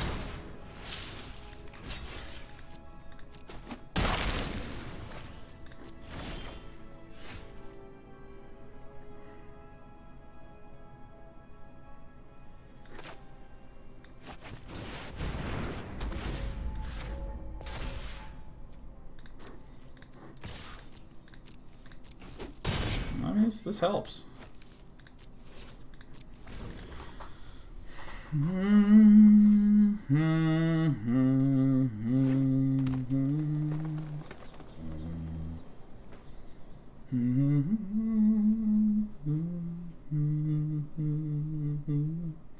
First strike vigilance. Oh yeah.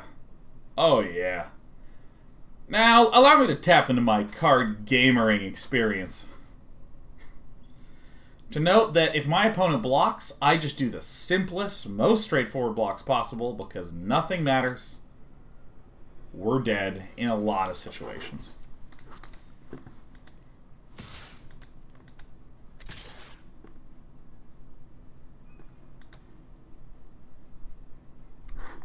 Never not dead to cleave. It does seem highly likely, Jeff, that we are dead to a cleave. Goodbye, Reidane. See you later. Love-struck beast cannot touch me, for I am too powerful. Reidane in the sky with diamonds.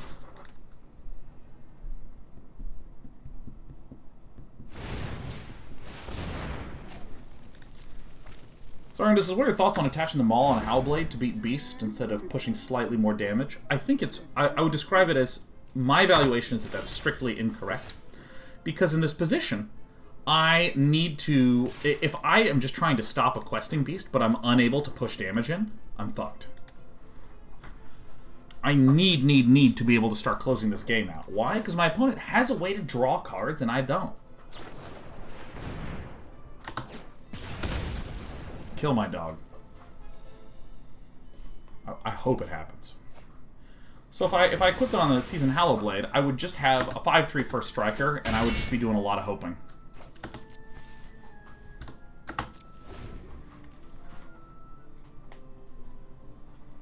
Hey, Magic Names, rephrase that as a declarative sentence.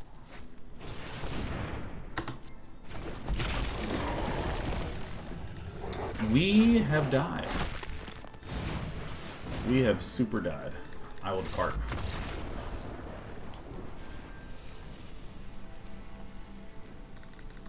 I think the big reason was the keep in Game 3 was weak, and maybe arguably.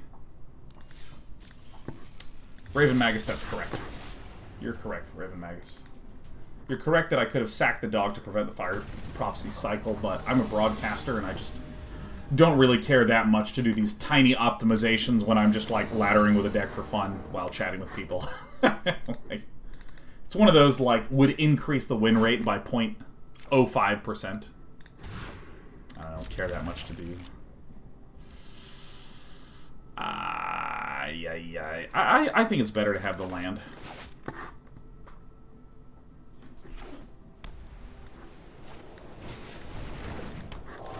Oh, we're screwed. Oh, this is terrible news. Oh, no. Yeah, this is the reason why you see me do lots of stuff on main phase 1, because then I don't constantly have to hit pass priority. Luis Scott Vargas calls this pass-through equity.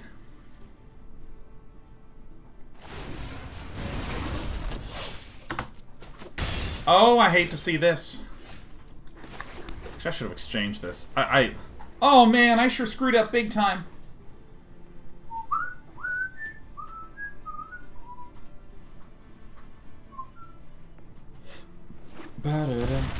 Blind pass priority to a foot pedal. I've been interested in foot pedal controls for a bit.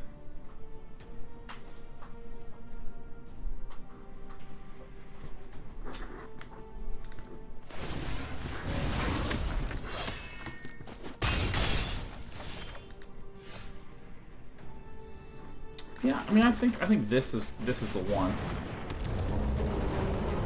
Maybe eventually I can like Maul and Sentinel's Eyes, something like this.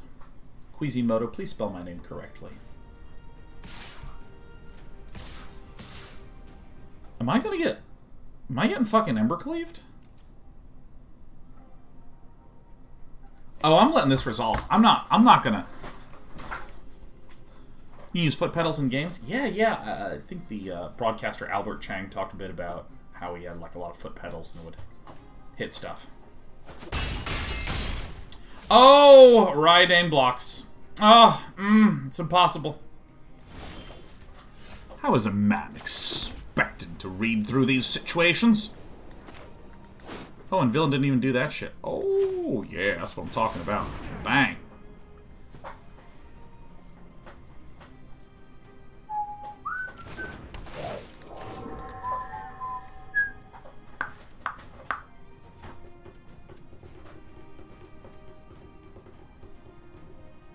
LB, I remember the Reidane cost reduction every other game. That's basically how it works. The problem with foot pedals is that I'm a very twitchy person.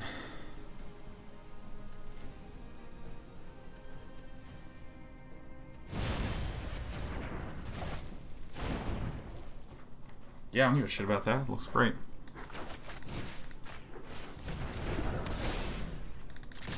Bang, bang. My god, I have so much vigilance on my side.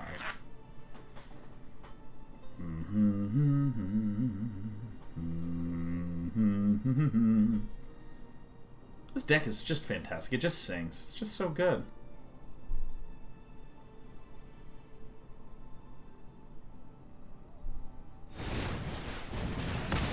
No, my bones! Oh, my motherfucking bones! Look what you've done! Alright, let's Day 9 in the sky with vigilance.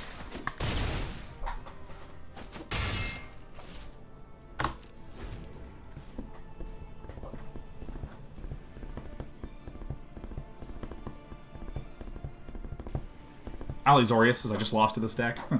Doing my part to spread the pain.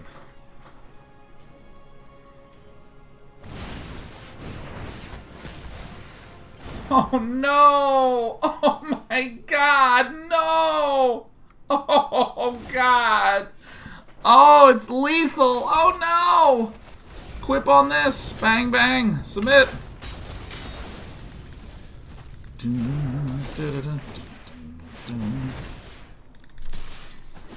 Oh, we're almost there. Almost there. Grantiga 55. Just want to sell you well wishes. I've known about your work since you early did StarCraft 2. Always fun to see your work. Oh, you want to send me well wishes? Well, if you're selling well wishes, we'd love to buy them as much as possible.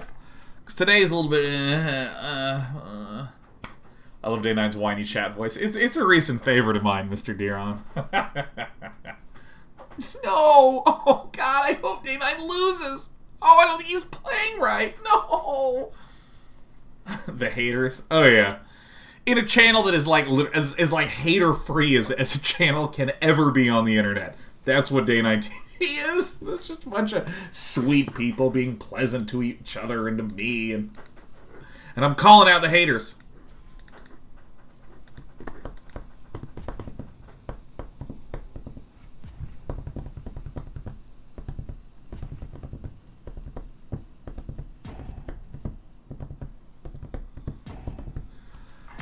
Smith says, hey Sean, I know you enjoyed that Tybalt's Trickery combo deck. Have you considered making a slower, but more persistent Petitioners deck? I'll be honest, I haven't. Coming in. Did I do it? Big power. Oh, wow.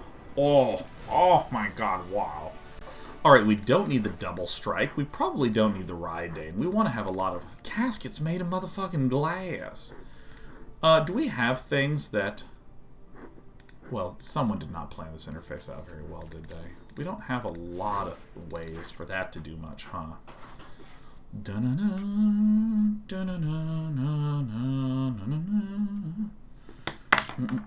Yeah, maybe just this. That seems good.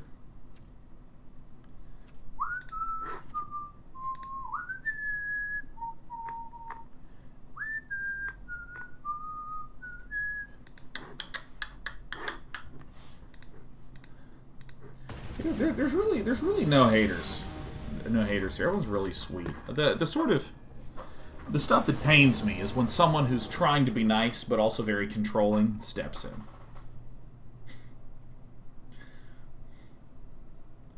Hey, 9, I see that your hair is disheveled. Even though it's quarantine, I think it's really important that you take care of yourself and find a way to cut your own hair. I have a recommendation for that. I'm just like, ugh. Hey, 9. Wanted to let you know, man, you really look like you've gained weight recently. It's important to take care of yourself, man. I'm worried about you. I say it with love. You're muted forever. Actually, this is a curse that befalls a substantial chunk of humans that didn't even realize.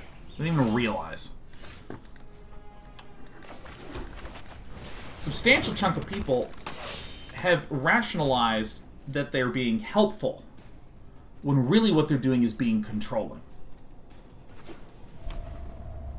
Really simple example.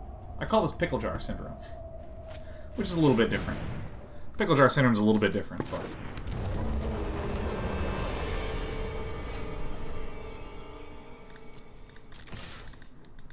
This is when... have you ever watched someone play a game that you know really well? They make an error, an unforced error.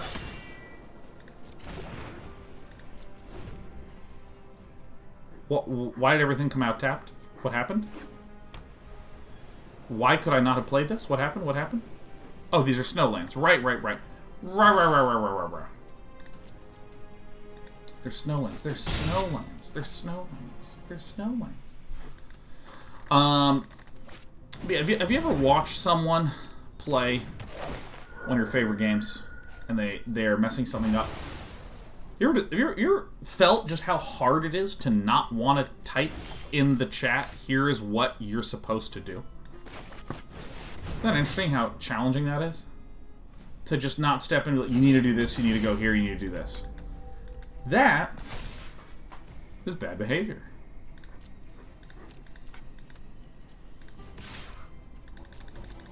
You guys have seen me play Rocket League? Yeah.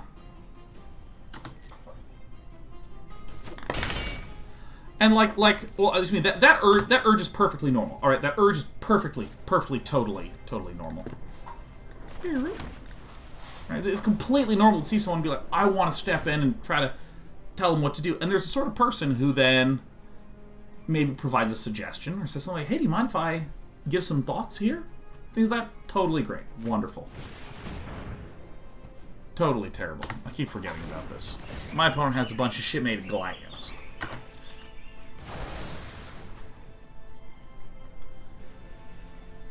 No, not my face. Oh, God, no. Alright, looks like Manuelfo has maybe making a mistakey. Oh, well. I'm coming in. But there's a certain type of person who cannot handle watching someone do something in a way different than they would do,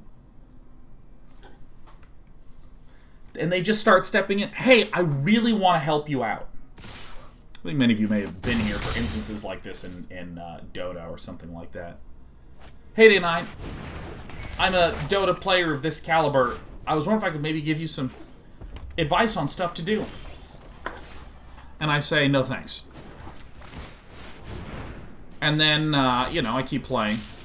Day 9, I really think that I could help you a lot. Sure you could. But I'm good.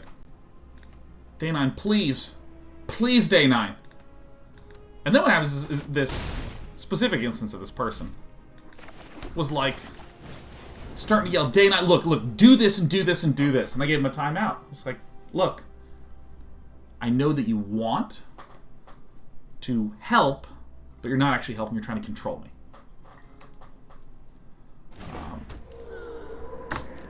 And what I've started to say to people is, dude, I'm playing a game. A game is often about learning and fumbling and then figuring it out.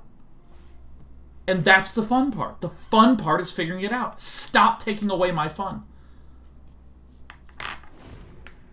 But it's kind of interesting because there's a rationalization in there that feels so true. Feels so true. And that rationalization is the following. I'm helping. How can you possibly say that I'm not just helping out? I'm helping.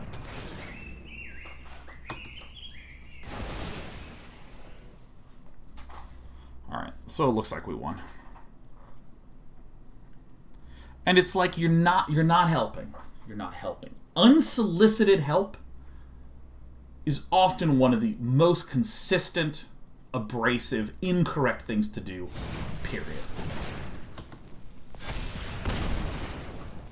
Just because you have the urge to help and you have the best of intentions does not mean that it will be that it is a positive experience to be on the receiving end of.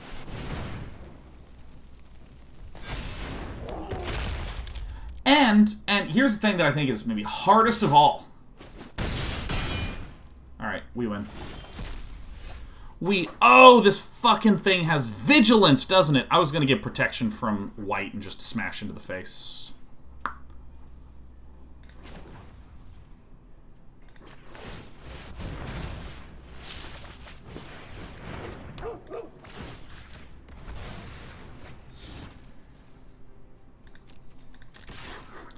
Damn. Here's something that can happen to those unsolicited advice givers. I'm gonna keep this.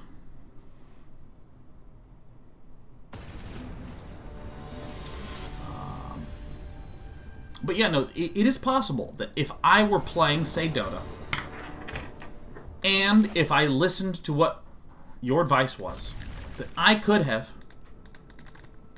not only learned faster, but it had been a more positive experience than if I had just done it on my own. That is a possibility, and it still doesn't make it right to try to impose on someone else. And again, I want to stress there's a lot of wiggle room here where if you see someone who's struggling, offering help and letting them, seeing what they say. Offering some thoughts and then just seeing what the reaction is. Or asking once, maybe even asking twice. It's alright. Sometimes you hear a no, and it's important that you actually hear no. No is a great word to respect. Yanahan says, i.e. take a hint. You know, I'm actually pretty comfortable with a lot of forms of confrontation, so I've actually been in situations where I'm like, no. And the listener will just, but still. But. Get in there. Hey, do you want some advice? Oh, no thanks. I could really help you. No, I assume as much, but I don't want it. Volmar says, surprised you don't have a no backseating tag. People are just delightful here, so it's never really been an issue.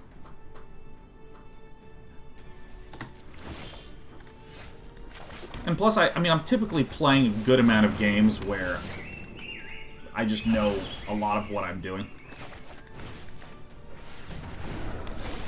You know, this is called Pickle Jar Syndrome. Yeah, I mean, I feel like Pickle Jar Syndrome, I feel like is the most innocent, funny, light version of it. And this is that you're at the party and you try to open a pickle jar. And you're talking and you're just sort of chatting, you're turning, it's not opening, you keep chatting on it, you know, very idly doing stuff. Give me the pickle jar, Sean. Give me the pickle jar. I need to have it. I need it to become my pickle jar.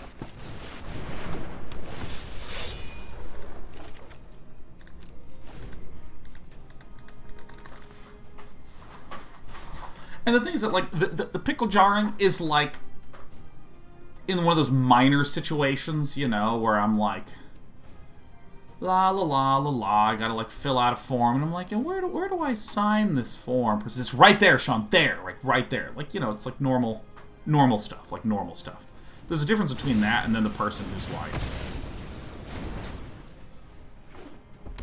literally unwarrantedly just like kicking the door in, being like, hey, it's me, I'm here. Wow, we're gonna win with Legion Angel. This is like the first time we've drawn this card, and it is. It's given the beach. I just think it's a funny term for something that happens a lot in real life.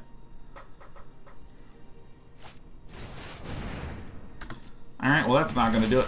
Showdown to the Skulls is good, but I'm realizing how much more effective this specific deck is. They're going to kill me with some Giants next turn, huh?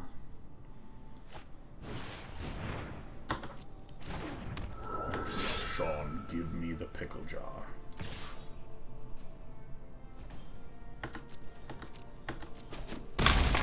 I wish to beat your face, Manuelfo.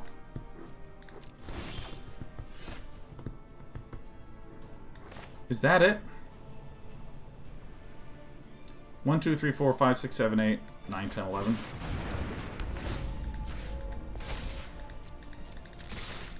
This deck is good. Who'd have thought a single Legion Angel would actually work? I mean, that's incredible. A lot of subtle forms of card draw in this. Let's play till we lose a best free and switch on over to Sultai Ultimatum.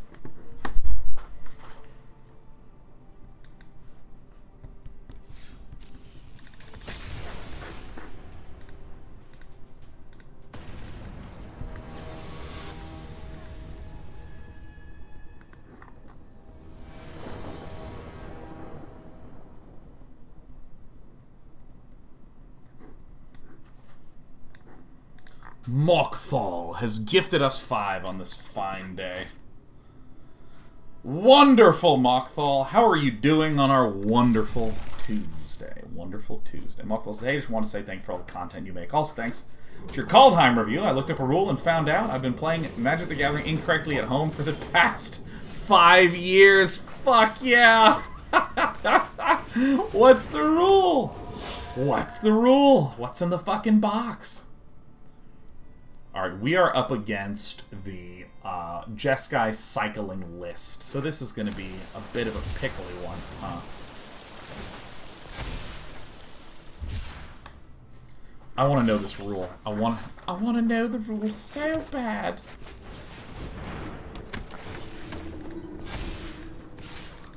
If villain trays with me, c'est fantastique.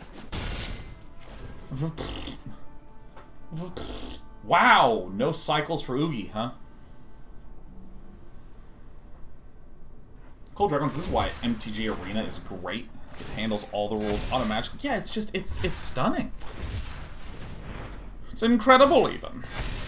Yeah, so I'm just gonna giantly kill this. This is gonna be great. I still can't believe people play Cycle above Gold. It performed unbelievably well at the Star City Games Qualifier. Well, shits.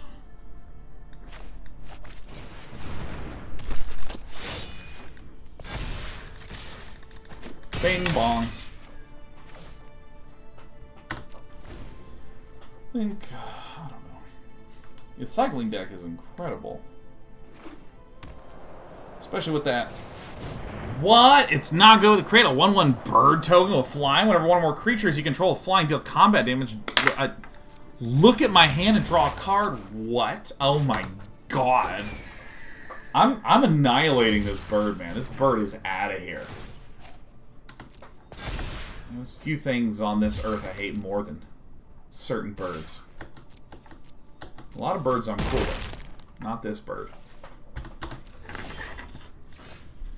And I didn't draw the land that I needed. Shit. Alright. Here we go. Ah. Nice. Nice. Oh, yeah. Oh, hell yeah. Oh, hell yeah.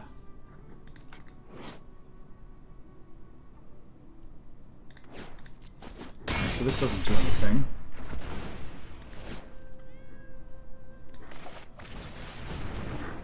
Ardwag gifting us 5. Oh my god. Ardwag, thank you for 5 gifties on this excellent day of Tuesday. Are there any rules that you got incorrectly? Welcome to equipment. I've been led to believe that equipment could be unattached from a creature instant speed. Learned that it in fact cannot be done unless you use the equip ability to move it to another creature. Yeah, you can't move equipment around.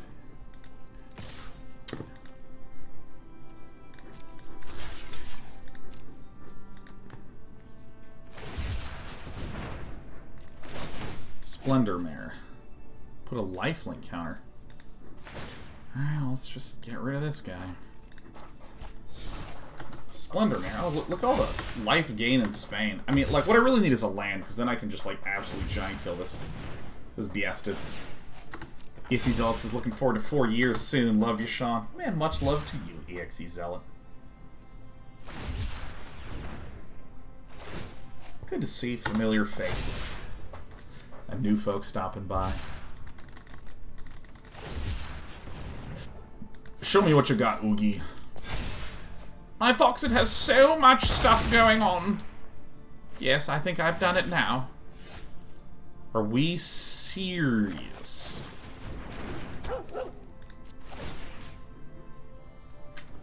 I don't know, this one, I guess. I'm going in. 8 cycly wikely wookilies. Put a card you own from outside the game.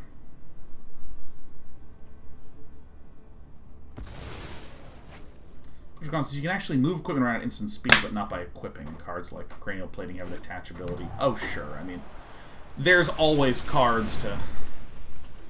Yeah, it resolves.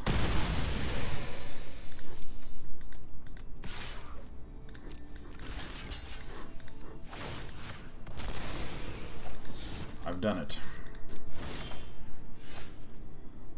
Alright, 1, 2, 3, 4, 5, 6, 7, 8, 9, 10, 11, 12, 13. Cool.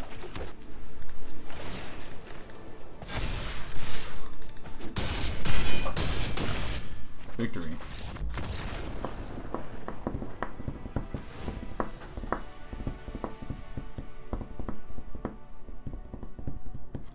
Halvar God of Battle doesn't seem that necessary. A Reidane seems nifty. Probably not the giant killers, probably these. I don't want to leave in that puppy, huh? Sure. Oh, I forgot the Soul Guide Lantern. Oh, we forgot the Soul Guide Lantern. Oh, gross. Incredibly gross. Alright, I can't do anything. Mulligan. Alright, now this. This is a hand. Oh no, Dane, no, you forgot the Soul Guide Lantern. What if we lose, Dane?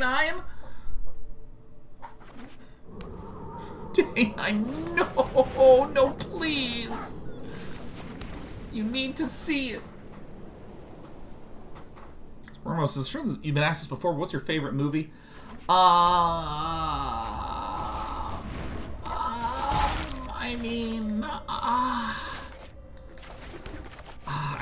There's a few good ones. I think Sin City is up there. Shape of Water is up there. Minority Report is up there. Matrix is up there. But I think, I truly, duly do thinky winky, that if I had to pick a #1 favorite movie of all time, I think if I had to pick the #1 of all time, it would have to be Aliens.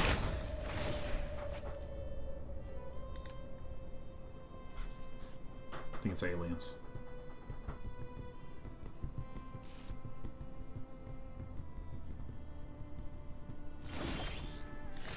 Aliens is in the second one? Oh yeah, you got it.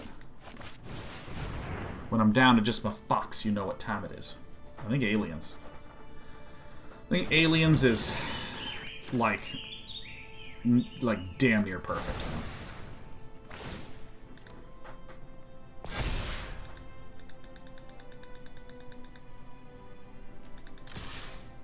Get in there.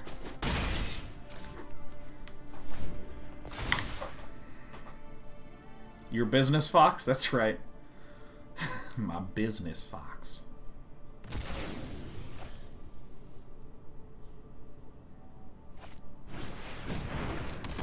Drannith Stinger. And so the mbops begin.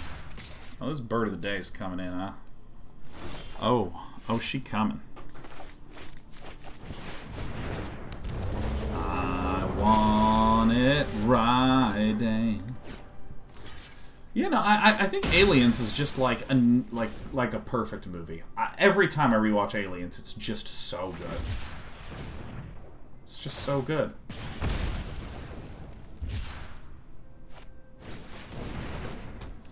Improbablement Alliance. Yeah, and I mean, I think that the move is to start distributing damage. Oh, I have a second Luminarch Aspirant, don't I? Okay, well, I mean, I think that's okay.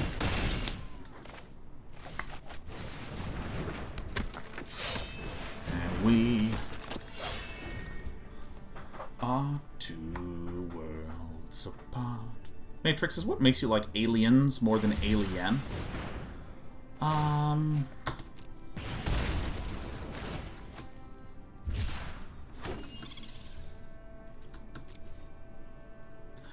I think that Aliens just has more of a... Okay, so how do we want to do this? How do we, like, put this down like this? I don't think I even want them all, the Skyclaves. Yeah, it's more about the plot, the story, the characterization. A lot of stuff like that. Whereas I feel like Alien is a lot about mood and atmosphere.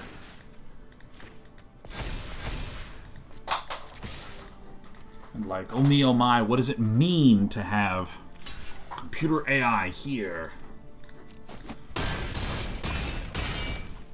Doing evil, not so good, very, very bad things. You know, that sort of stuff.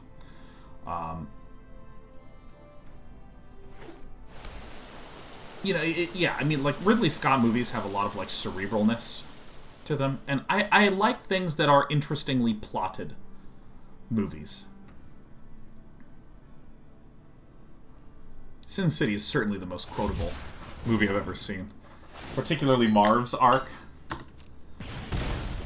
When I want to know something, I go and I find someone who knows more than me, and I go and I ask him. Sometimes I ask pretty hard. Have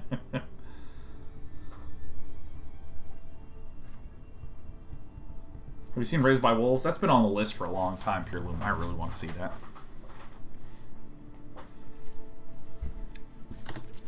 My opponent has almost no bananas left.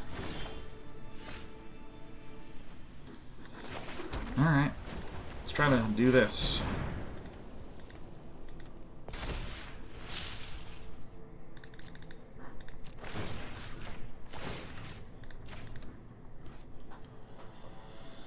I don't really know what the move is here for villain, other than, like, Cinderclasm or something, but...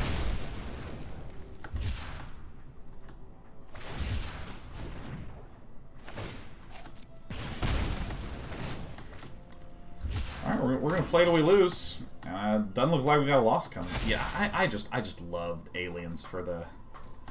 I mean, what I love so much about it is the movie, like the first hour of the movie, is basically setting up all the characters and the story and the plot and the gist of what's going on. It sets up all the components, and then the last hour is making use of all that setup in very, very rapid succession. Yeah, I think Matrix is probably my other #1 movie. The Matrix is just a perfect movie. That'll do, pig. Did you play Alien Isolation? No, because I wanna sleep. I wanna be able to sleep.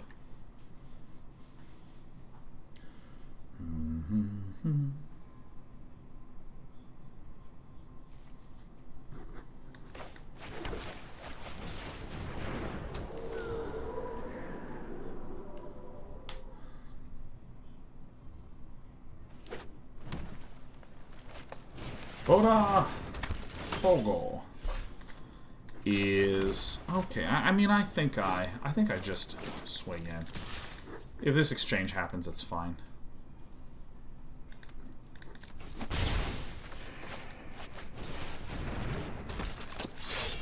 Dragon Wings is... There's a lot of references to aliens in StarCraft as well. I think there's a lot of aliens, period, in StarCraft. Tarkov is a horror game. It's a good-looking horror game, gotta admit. Gonna play a little Tarkov tomorrow. In the pipe, 5x5. In for some chop.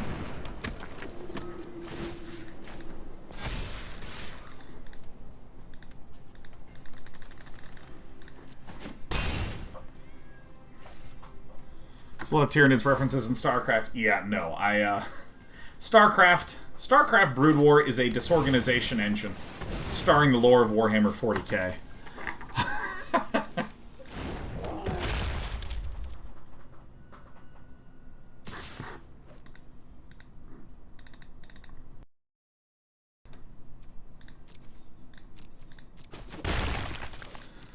Stargate's actually one that I want to watch a wee bit more of. Stargate's cool.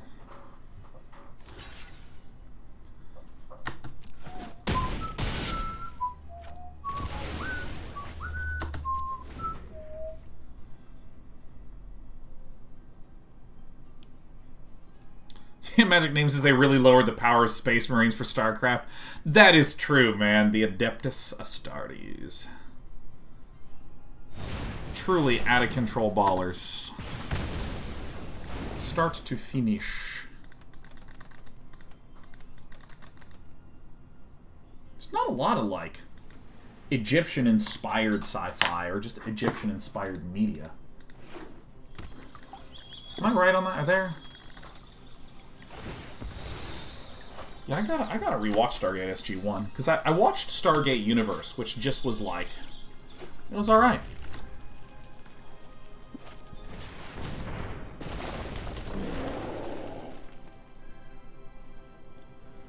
Yeah. Oh yeah, Mummy was good. Mummy was very explicit.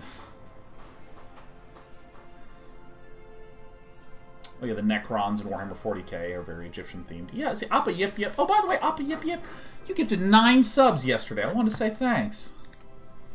That was both good for branding. That was very kind of you.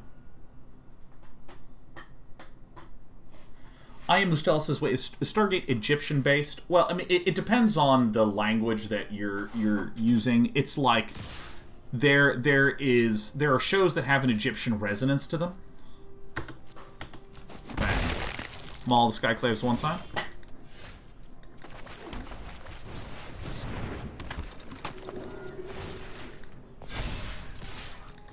Should have held back a land. Villain has to block here, or villain loses. Yeah, there's something like The Mummy that is literally trying to take, like, very explicit elements of Egyptian history and build a story that forks off that, right? But then there's works that are reminiscent of and sort of flavored from some of the historical references from Egypt, which would be like Amonkhet. Amonkhet is very obviously not trying to do Egyptian mythology. It's trying to do like an Egyptian-inspired new mythology. Also, Fifth Element has a little. Yeah, Fifth Element has a little bit of it. Not fully steeped. I think that Plava Laguna did not really resonate Egyptian-like with me. Damn. Okay. Trying to hold back the Alseid of Life's Bounty because my hope is that Botafogo permits damage through and then I can slam the Alseid, give protection, and smash him.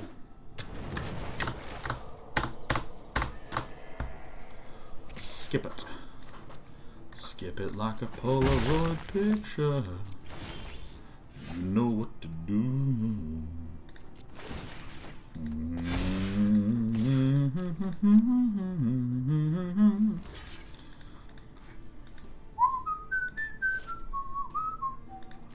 Gotcha. There is no chance that you live through this.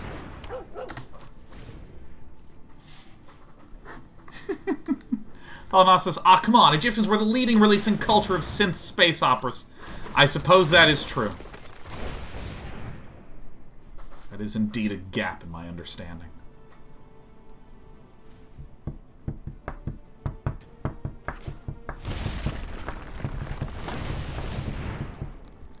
Kavandu can do Mamu. Brrr! Maul the Skyclaves one time. Another Alseid wins it too. Red.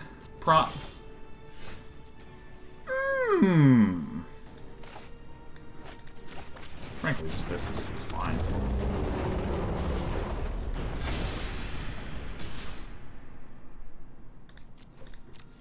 Ain't nothing but a heartache. Ain't nothing but a mistake. Tell me why I never wanna hit. I gotta stop singing that fucking song. This song is not a good song for me. It doesn't make me happier. It doesn't bring any joy to my life. I don't want to deal with it anymore. I want it that way. And we are two worlds apart. Can't reach to your heart. It's too late.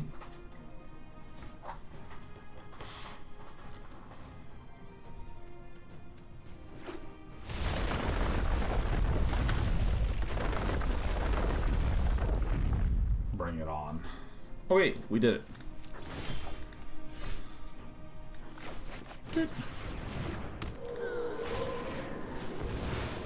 Red.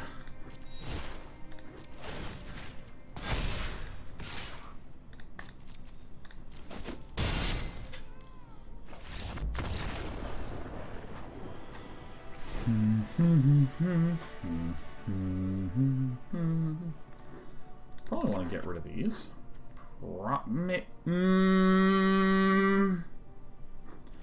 Maybe it's these.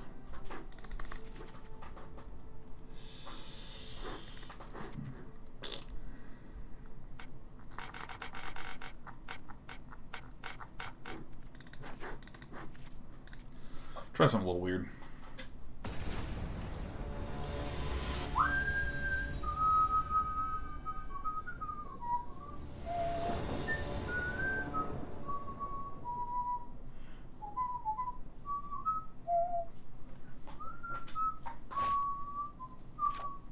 Yeah.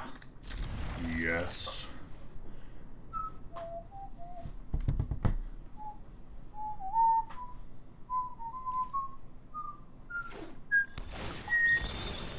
Do we build this? We get it from somewhere. This is Gabriel Silva's Monowhite Aggro deck that went 13-0 at the weekend's SCG Championship Qualifier tournament.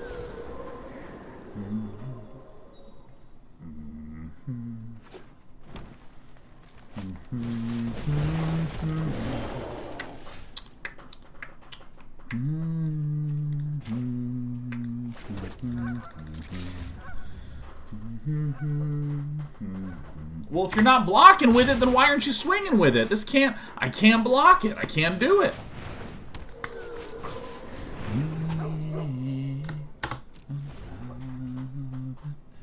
Zongon 5 says, "Dear Mr. 9, you bring joy to me. Thanks, babe.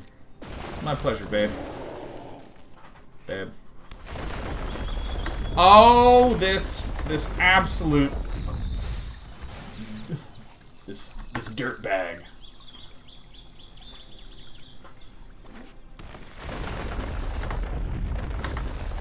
All right, let's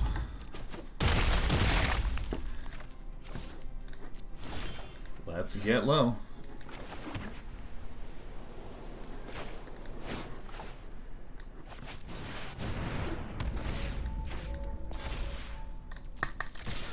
Bing. Bang, boom. Legendary 10 damage, turn 3 with the brush fire. It's some good shit.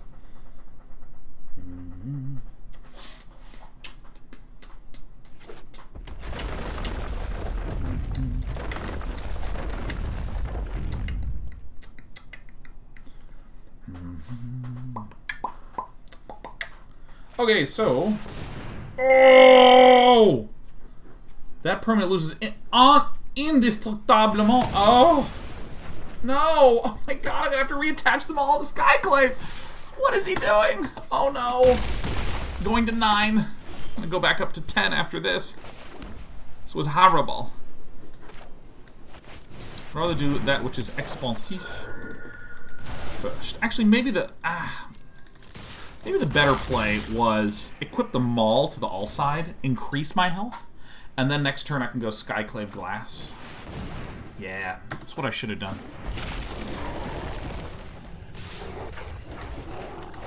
Can I get a little low? Maybe we just draw another Skyclave Apparition and not worry about it, huh?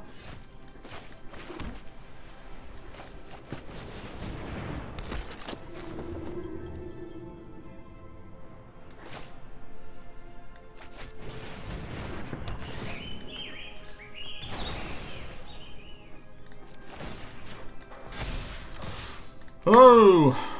Alright. Yeah, I think I needed to wait.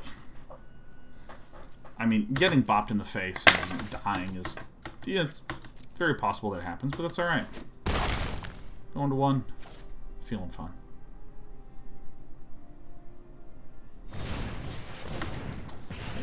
I think this is okay.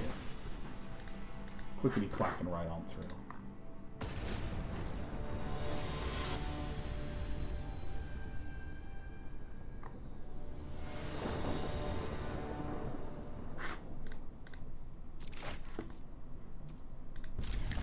That'll do, pig.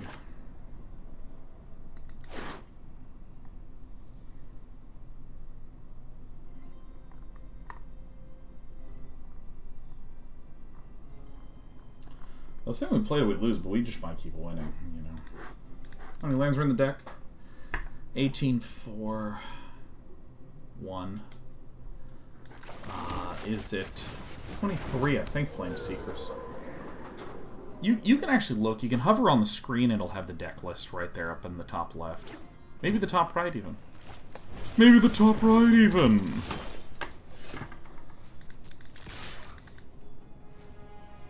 Oh! Another one bites the dust.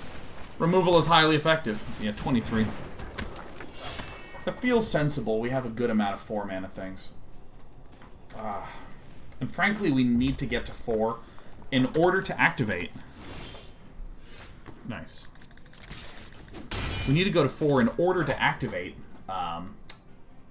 Faceless Havens. That makes a lot of sense.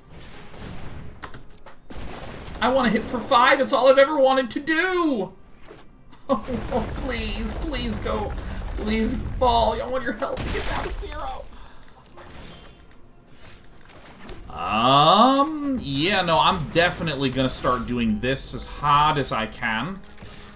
Bang. I'm not as worried about the Brushfire Elemental. I mean, Botafogo is potentially death in here soon. Okie dokie. It is a good day to die.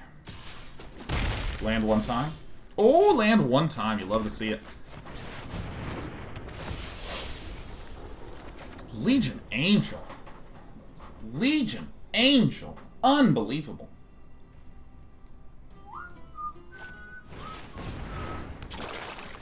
It's the enemy creature known as the Scavenging Ooze. Yeah, no, let me tell you, I truly do not give a damn here.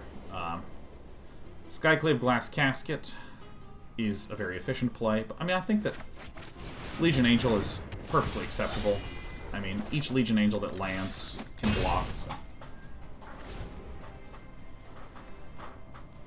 Well, what's actually ideal is... Oh, no red mana. Oh.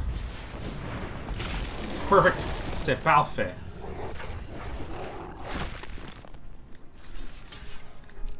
Because, I mean, I'm drawing a gigantic angel every turn.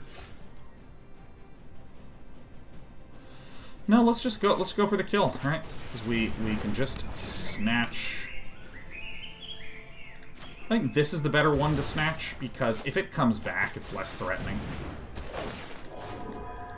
This thing is threatening in the early turns, but it's just not a big deal once I start getting an advantage on Lubald.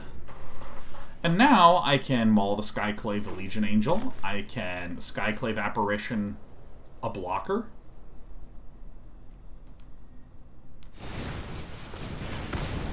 What they did that turn on the swing back. Nice. Nice, yeah. Super cool. The deck is so strong that even when we're trying to lose, we can't do it.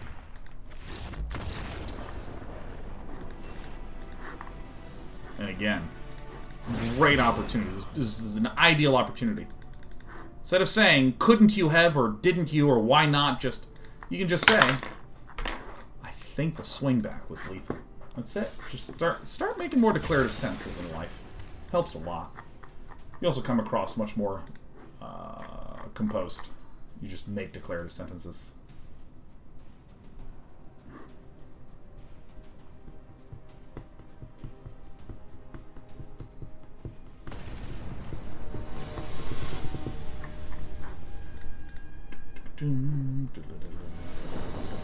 I declare bankruptcy.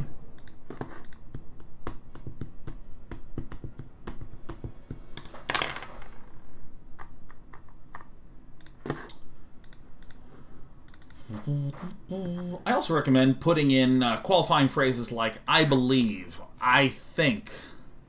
Things like this. Probably not this one. Oh, actually we could see the Yorion, huh? Gives both you and the person to whom you're speaking an out. Which is just good old-fashioned health. Man, Seasoned Hallowblade with a Maul of the Skyclaves is ridiculous. I mean, this card is, like, so stupidly good. It's so good. Like, all we're doing is, like, winning.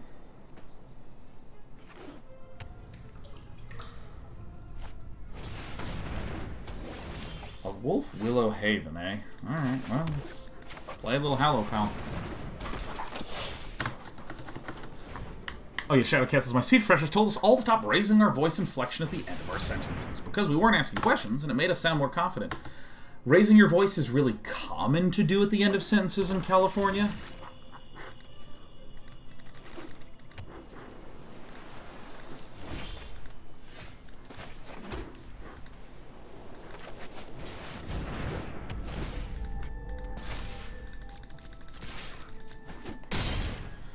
I really think it could be pretty good here. Do you want to go, like, eat pizza? Makes sense. It's total ass sentence. But, like, I think we should eat pizza. Super common. It's a really common inflection. 2, 3, 4, 5, 6. Alright. The play is clear. I mean, we could probably get Genesis Ultimatumed anyways.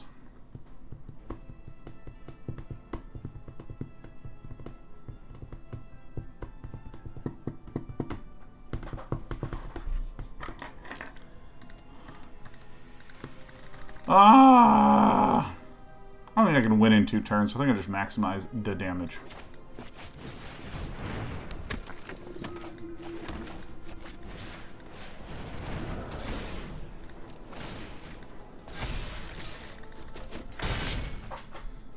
It's a really common inflection in California. Like, a substantial number of people talk like that. I've been in presentations where people are like, I'm really excited to be presenting to you today. We're going to be looking at a whole variety of marketing plans coming up in 2021. Oh my god, there's no Genesis Ultimatum. I'm a very lucky boy.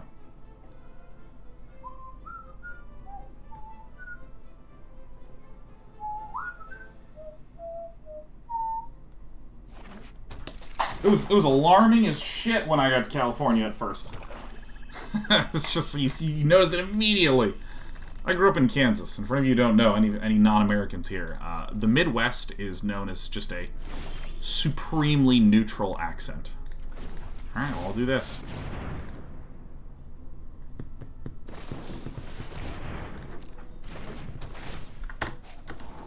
Don't believe you had the mana to ultimate. I don't remember what the mana is. I know it's 7 total.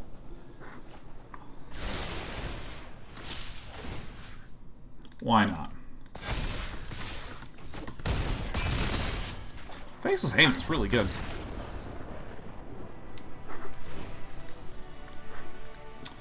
So what I want to do is say, hold on. So the Giant Killer, I think Skyclave is.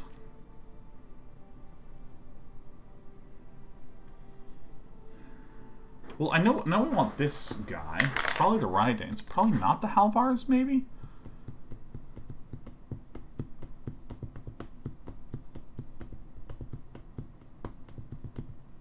One Halvar. One Svalbard.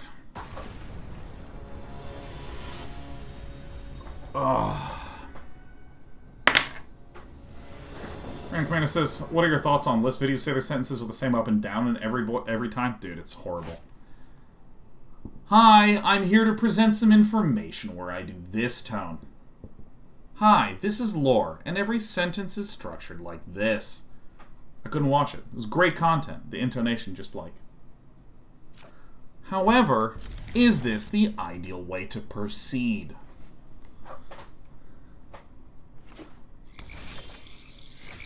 Up, up, up, down, down, down, middle. It just makes me go immediately insane. Immediately. You know how, like, in H.P. Lovecraft, where the people who begin to meditate on the nature of the gods, they go insane immediately. That's me. I just snap. Oh, just fucking my brain melts. Ain't nothing but a hell. I gotta stop that. It's terrible.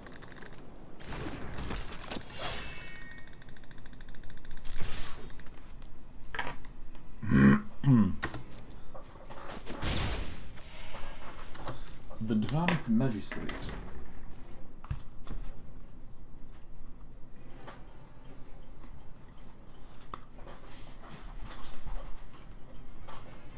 Here's one that'll kill you once you notice it. Here's the one that'll kill you. If you start listening to newscasters, the frequency that they begin sentences with "well." Oh, it's terrible. Well, over to John. Thanks, Patrice. Well, in the early morning hours, the police were able to locate 3 chinchillas stuffed in a drain pipe. Well, the citizens nearby the drain pipe, you know, just they keep saying... It's terrible. For dry eyes, get Sentinel's eyes.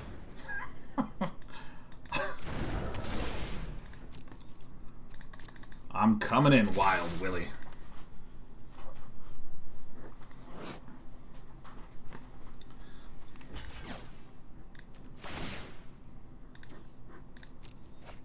Surprise, Valky. Didn't know I knew about juice, huh?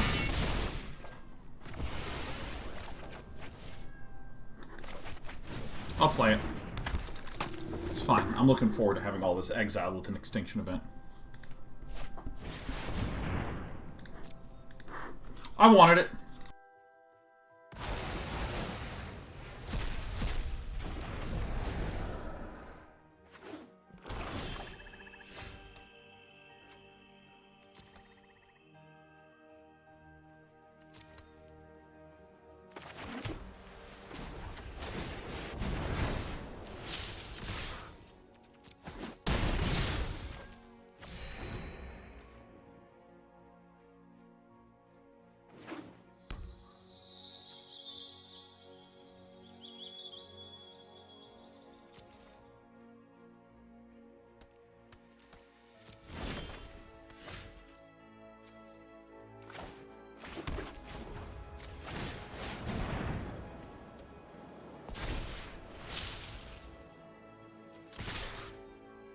Delicious Chipotle burrito salad. Oh, Wild Willies. Checking it out. Flameseeker says, when I was in university, my mates and I once kept track of the amounts of uhs and ums the professors used. We lost count at 47 in the first 30 seconds. Yeah, people say and a lot. I'm actually blown away at just how good of speaking. How good at speaking. I declare black. I mean, like, Twitch broadcasters are just so good at speaking. They're all incredible speakers. It's amazing to me. I mean, you go to anyone who has been streaming regularly for a year plus, and they're just so fucking comfortable at talking.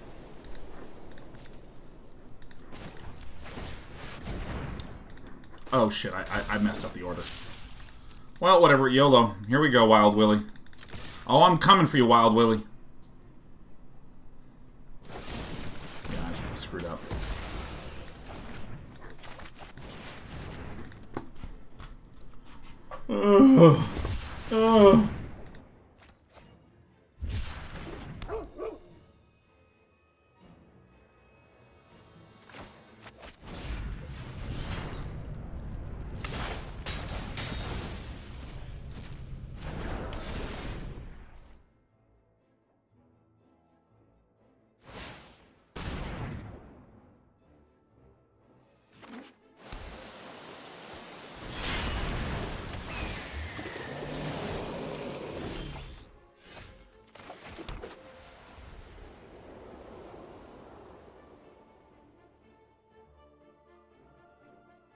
Oh my god, we've been thwarted.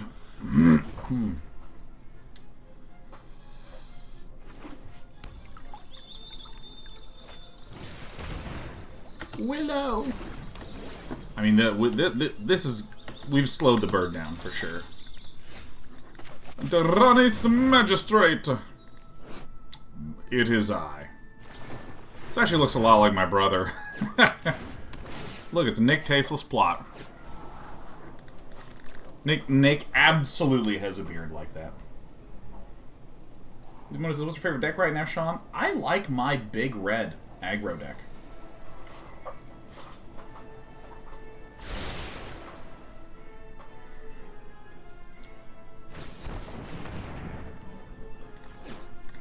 Yeah. I'll go ahead and pay that. Seems good. I'm back.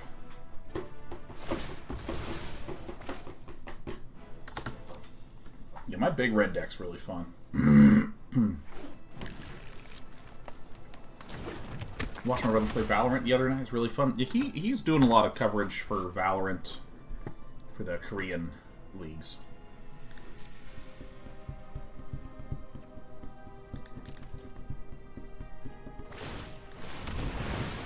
All right, Wild Willie.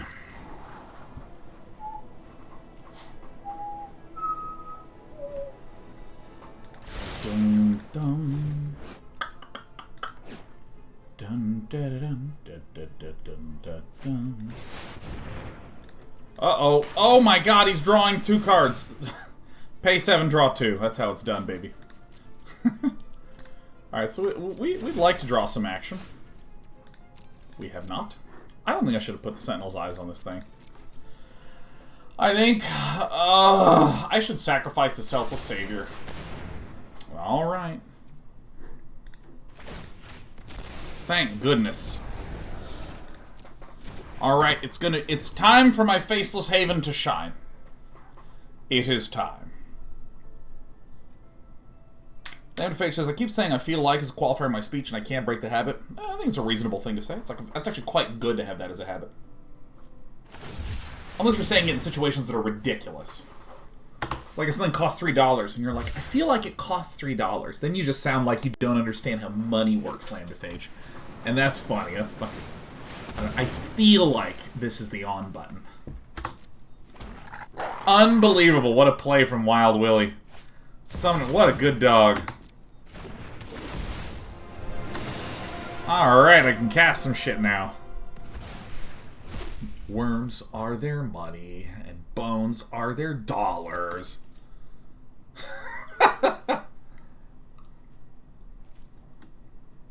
I feel like I'm gonna shit on this Valky. Oh, never mind. Disregard. Oh, we coming. Oh, we coming. Here we go. Oh. Time for that leg eye on Angels. Get this on here. Bam. Bada boom. Ah! I feel like bones are their money. Yeah, no, this is... I mean...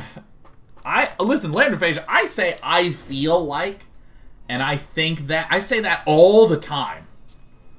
I say that a lot. Like, so very much. It's fun to have a chair that leans back. Whoa! Having fun. I think the fact that our villain's name is Wild Willie is just making me chuckle.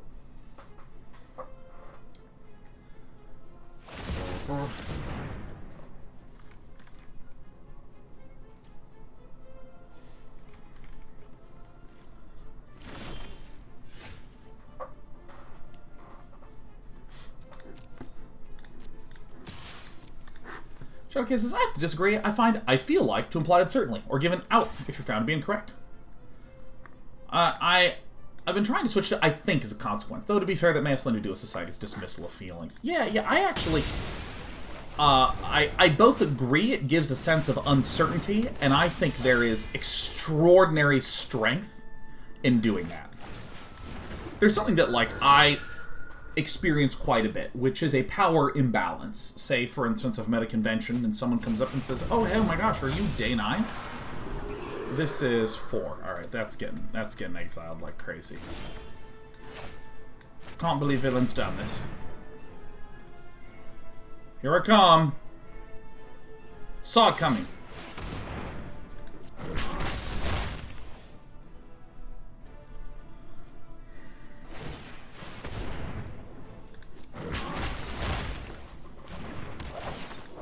Come to Papa. Come to Papusa.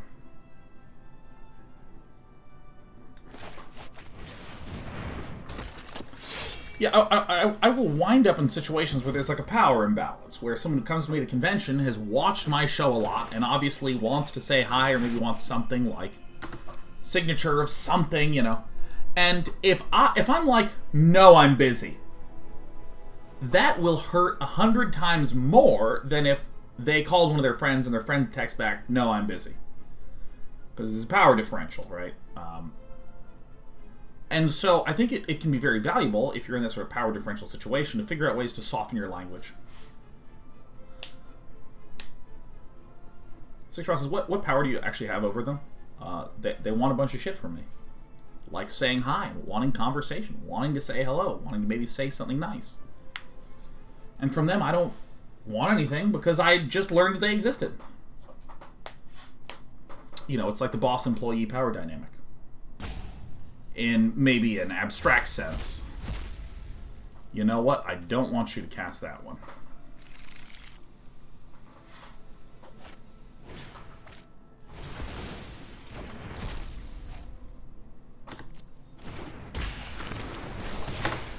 There's a great example. If a stranger came up and said something mean to me. No! Oh my god! What do I do? I'll move on to the next game. That's just a simple example. If I pointed to one of you and said mean things, it would hurt more than if someone came in here and tried to say mean things to me. Actually, I don't even know why I'm trying to explain this. Like, I mean, I feel like intuitively, y'all get it.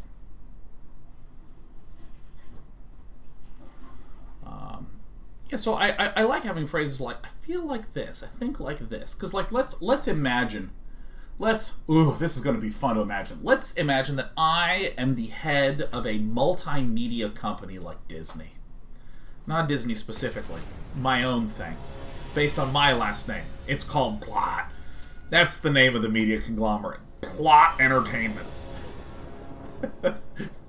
Fuck, that's a bad name. Let's say I am in charge of some type of... I'm keeping this because I'm kind of hoping that we lose because I want to switch decks. But I said we'd play till we lose. Who do you work for? I work for Plot. And you can imagine, let's say there's a group of young whippersnappers who are pitching to me some animation that they're really excited about. If I'm like, this pitch sucks ass, and I'm the head of an organization that has like 100,000 employees, that's going to be far more bone crushing than if they showed to one of their peers and their peers were like, this sucks ass. So like, okay, but you know, maybe the boss upstairs will like it. Maybe day 9 will love it. And I think in that situation, softening the languages is good. This is where I think that you wind up... I would rather that get countered than Legion Angel. I feel like this is why, traditionally, if you have, like, junior-level employees, they say stuff bluntly. This sucks, it's bad, it's dumb. If you have... Uh-oh. It's time for those leg ion angels. Here we go. Ship it.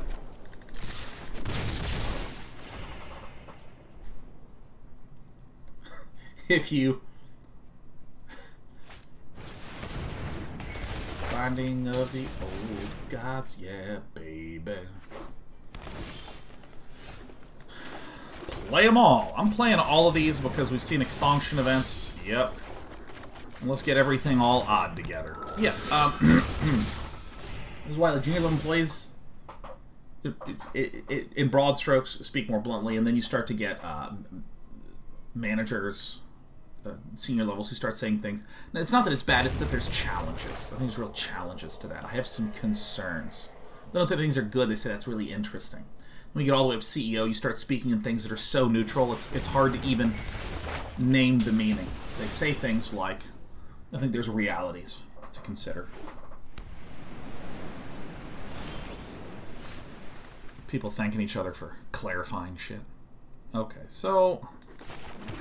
What's a day 9 to do, huh?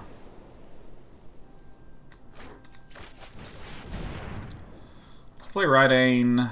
1, 2, 3, 4, 5, 6, 7. So there appears, as far as I can tell, to be enough stuff to cast an ultimatum next turn, so I have to Reidane.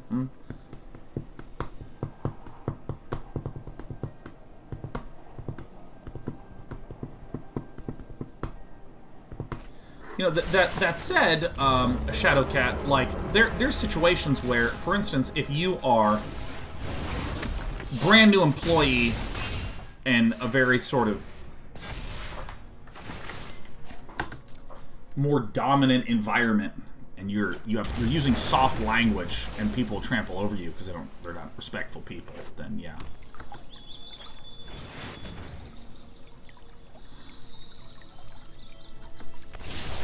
Well, isn't that just horrible? If Wild Willie has a Genesis Ultimatum, I think that we're fucked.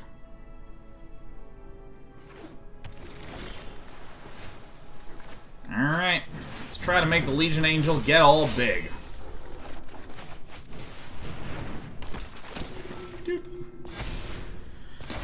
Alright, the ultimatum's coming. It's ultimatum time. We're probably going to switch to that deck. Dot deck right there. Will I be participating and streaming in the Open this weekend? I won't. Tragically, I will not. Got shit to do, Legendaric. I actually have a very busy 3 weeks. And honestly, if the pandemic were not ongoing, I would do it more. I don't want Kiora Best of Sea God to happen. I would rather Wild Willie takes another turn.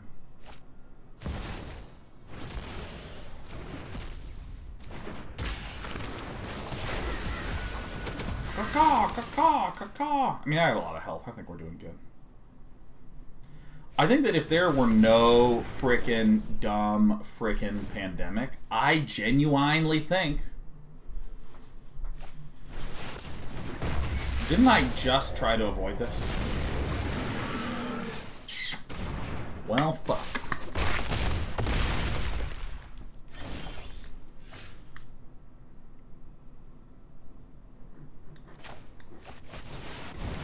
This is about what I got, huh? I think we're losing. This one. Oh, no. Oh, God. Oh, God. I can't put any counters on things. No. Oh, no.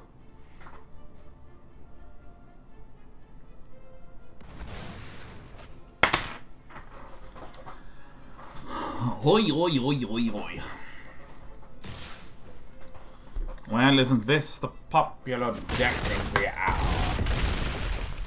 Did Villain just throw? Depends upon how this plays out.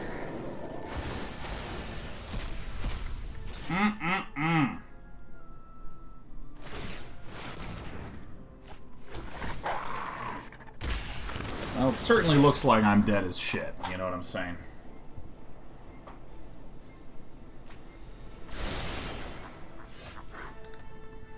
Oh no! Oh, I can't put on any counters on things! No! This! No! You know, I'm gonna let him bonk us.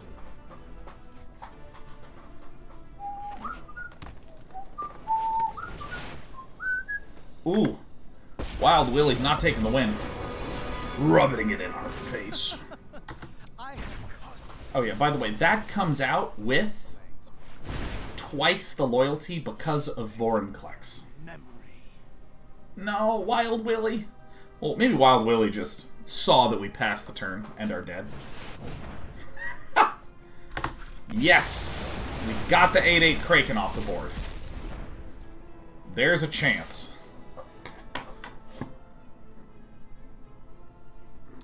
Why can I not pay this snow?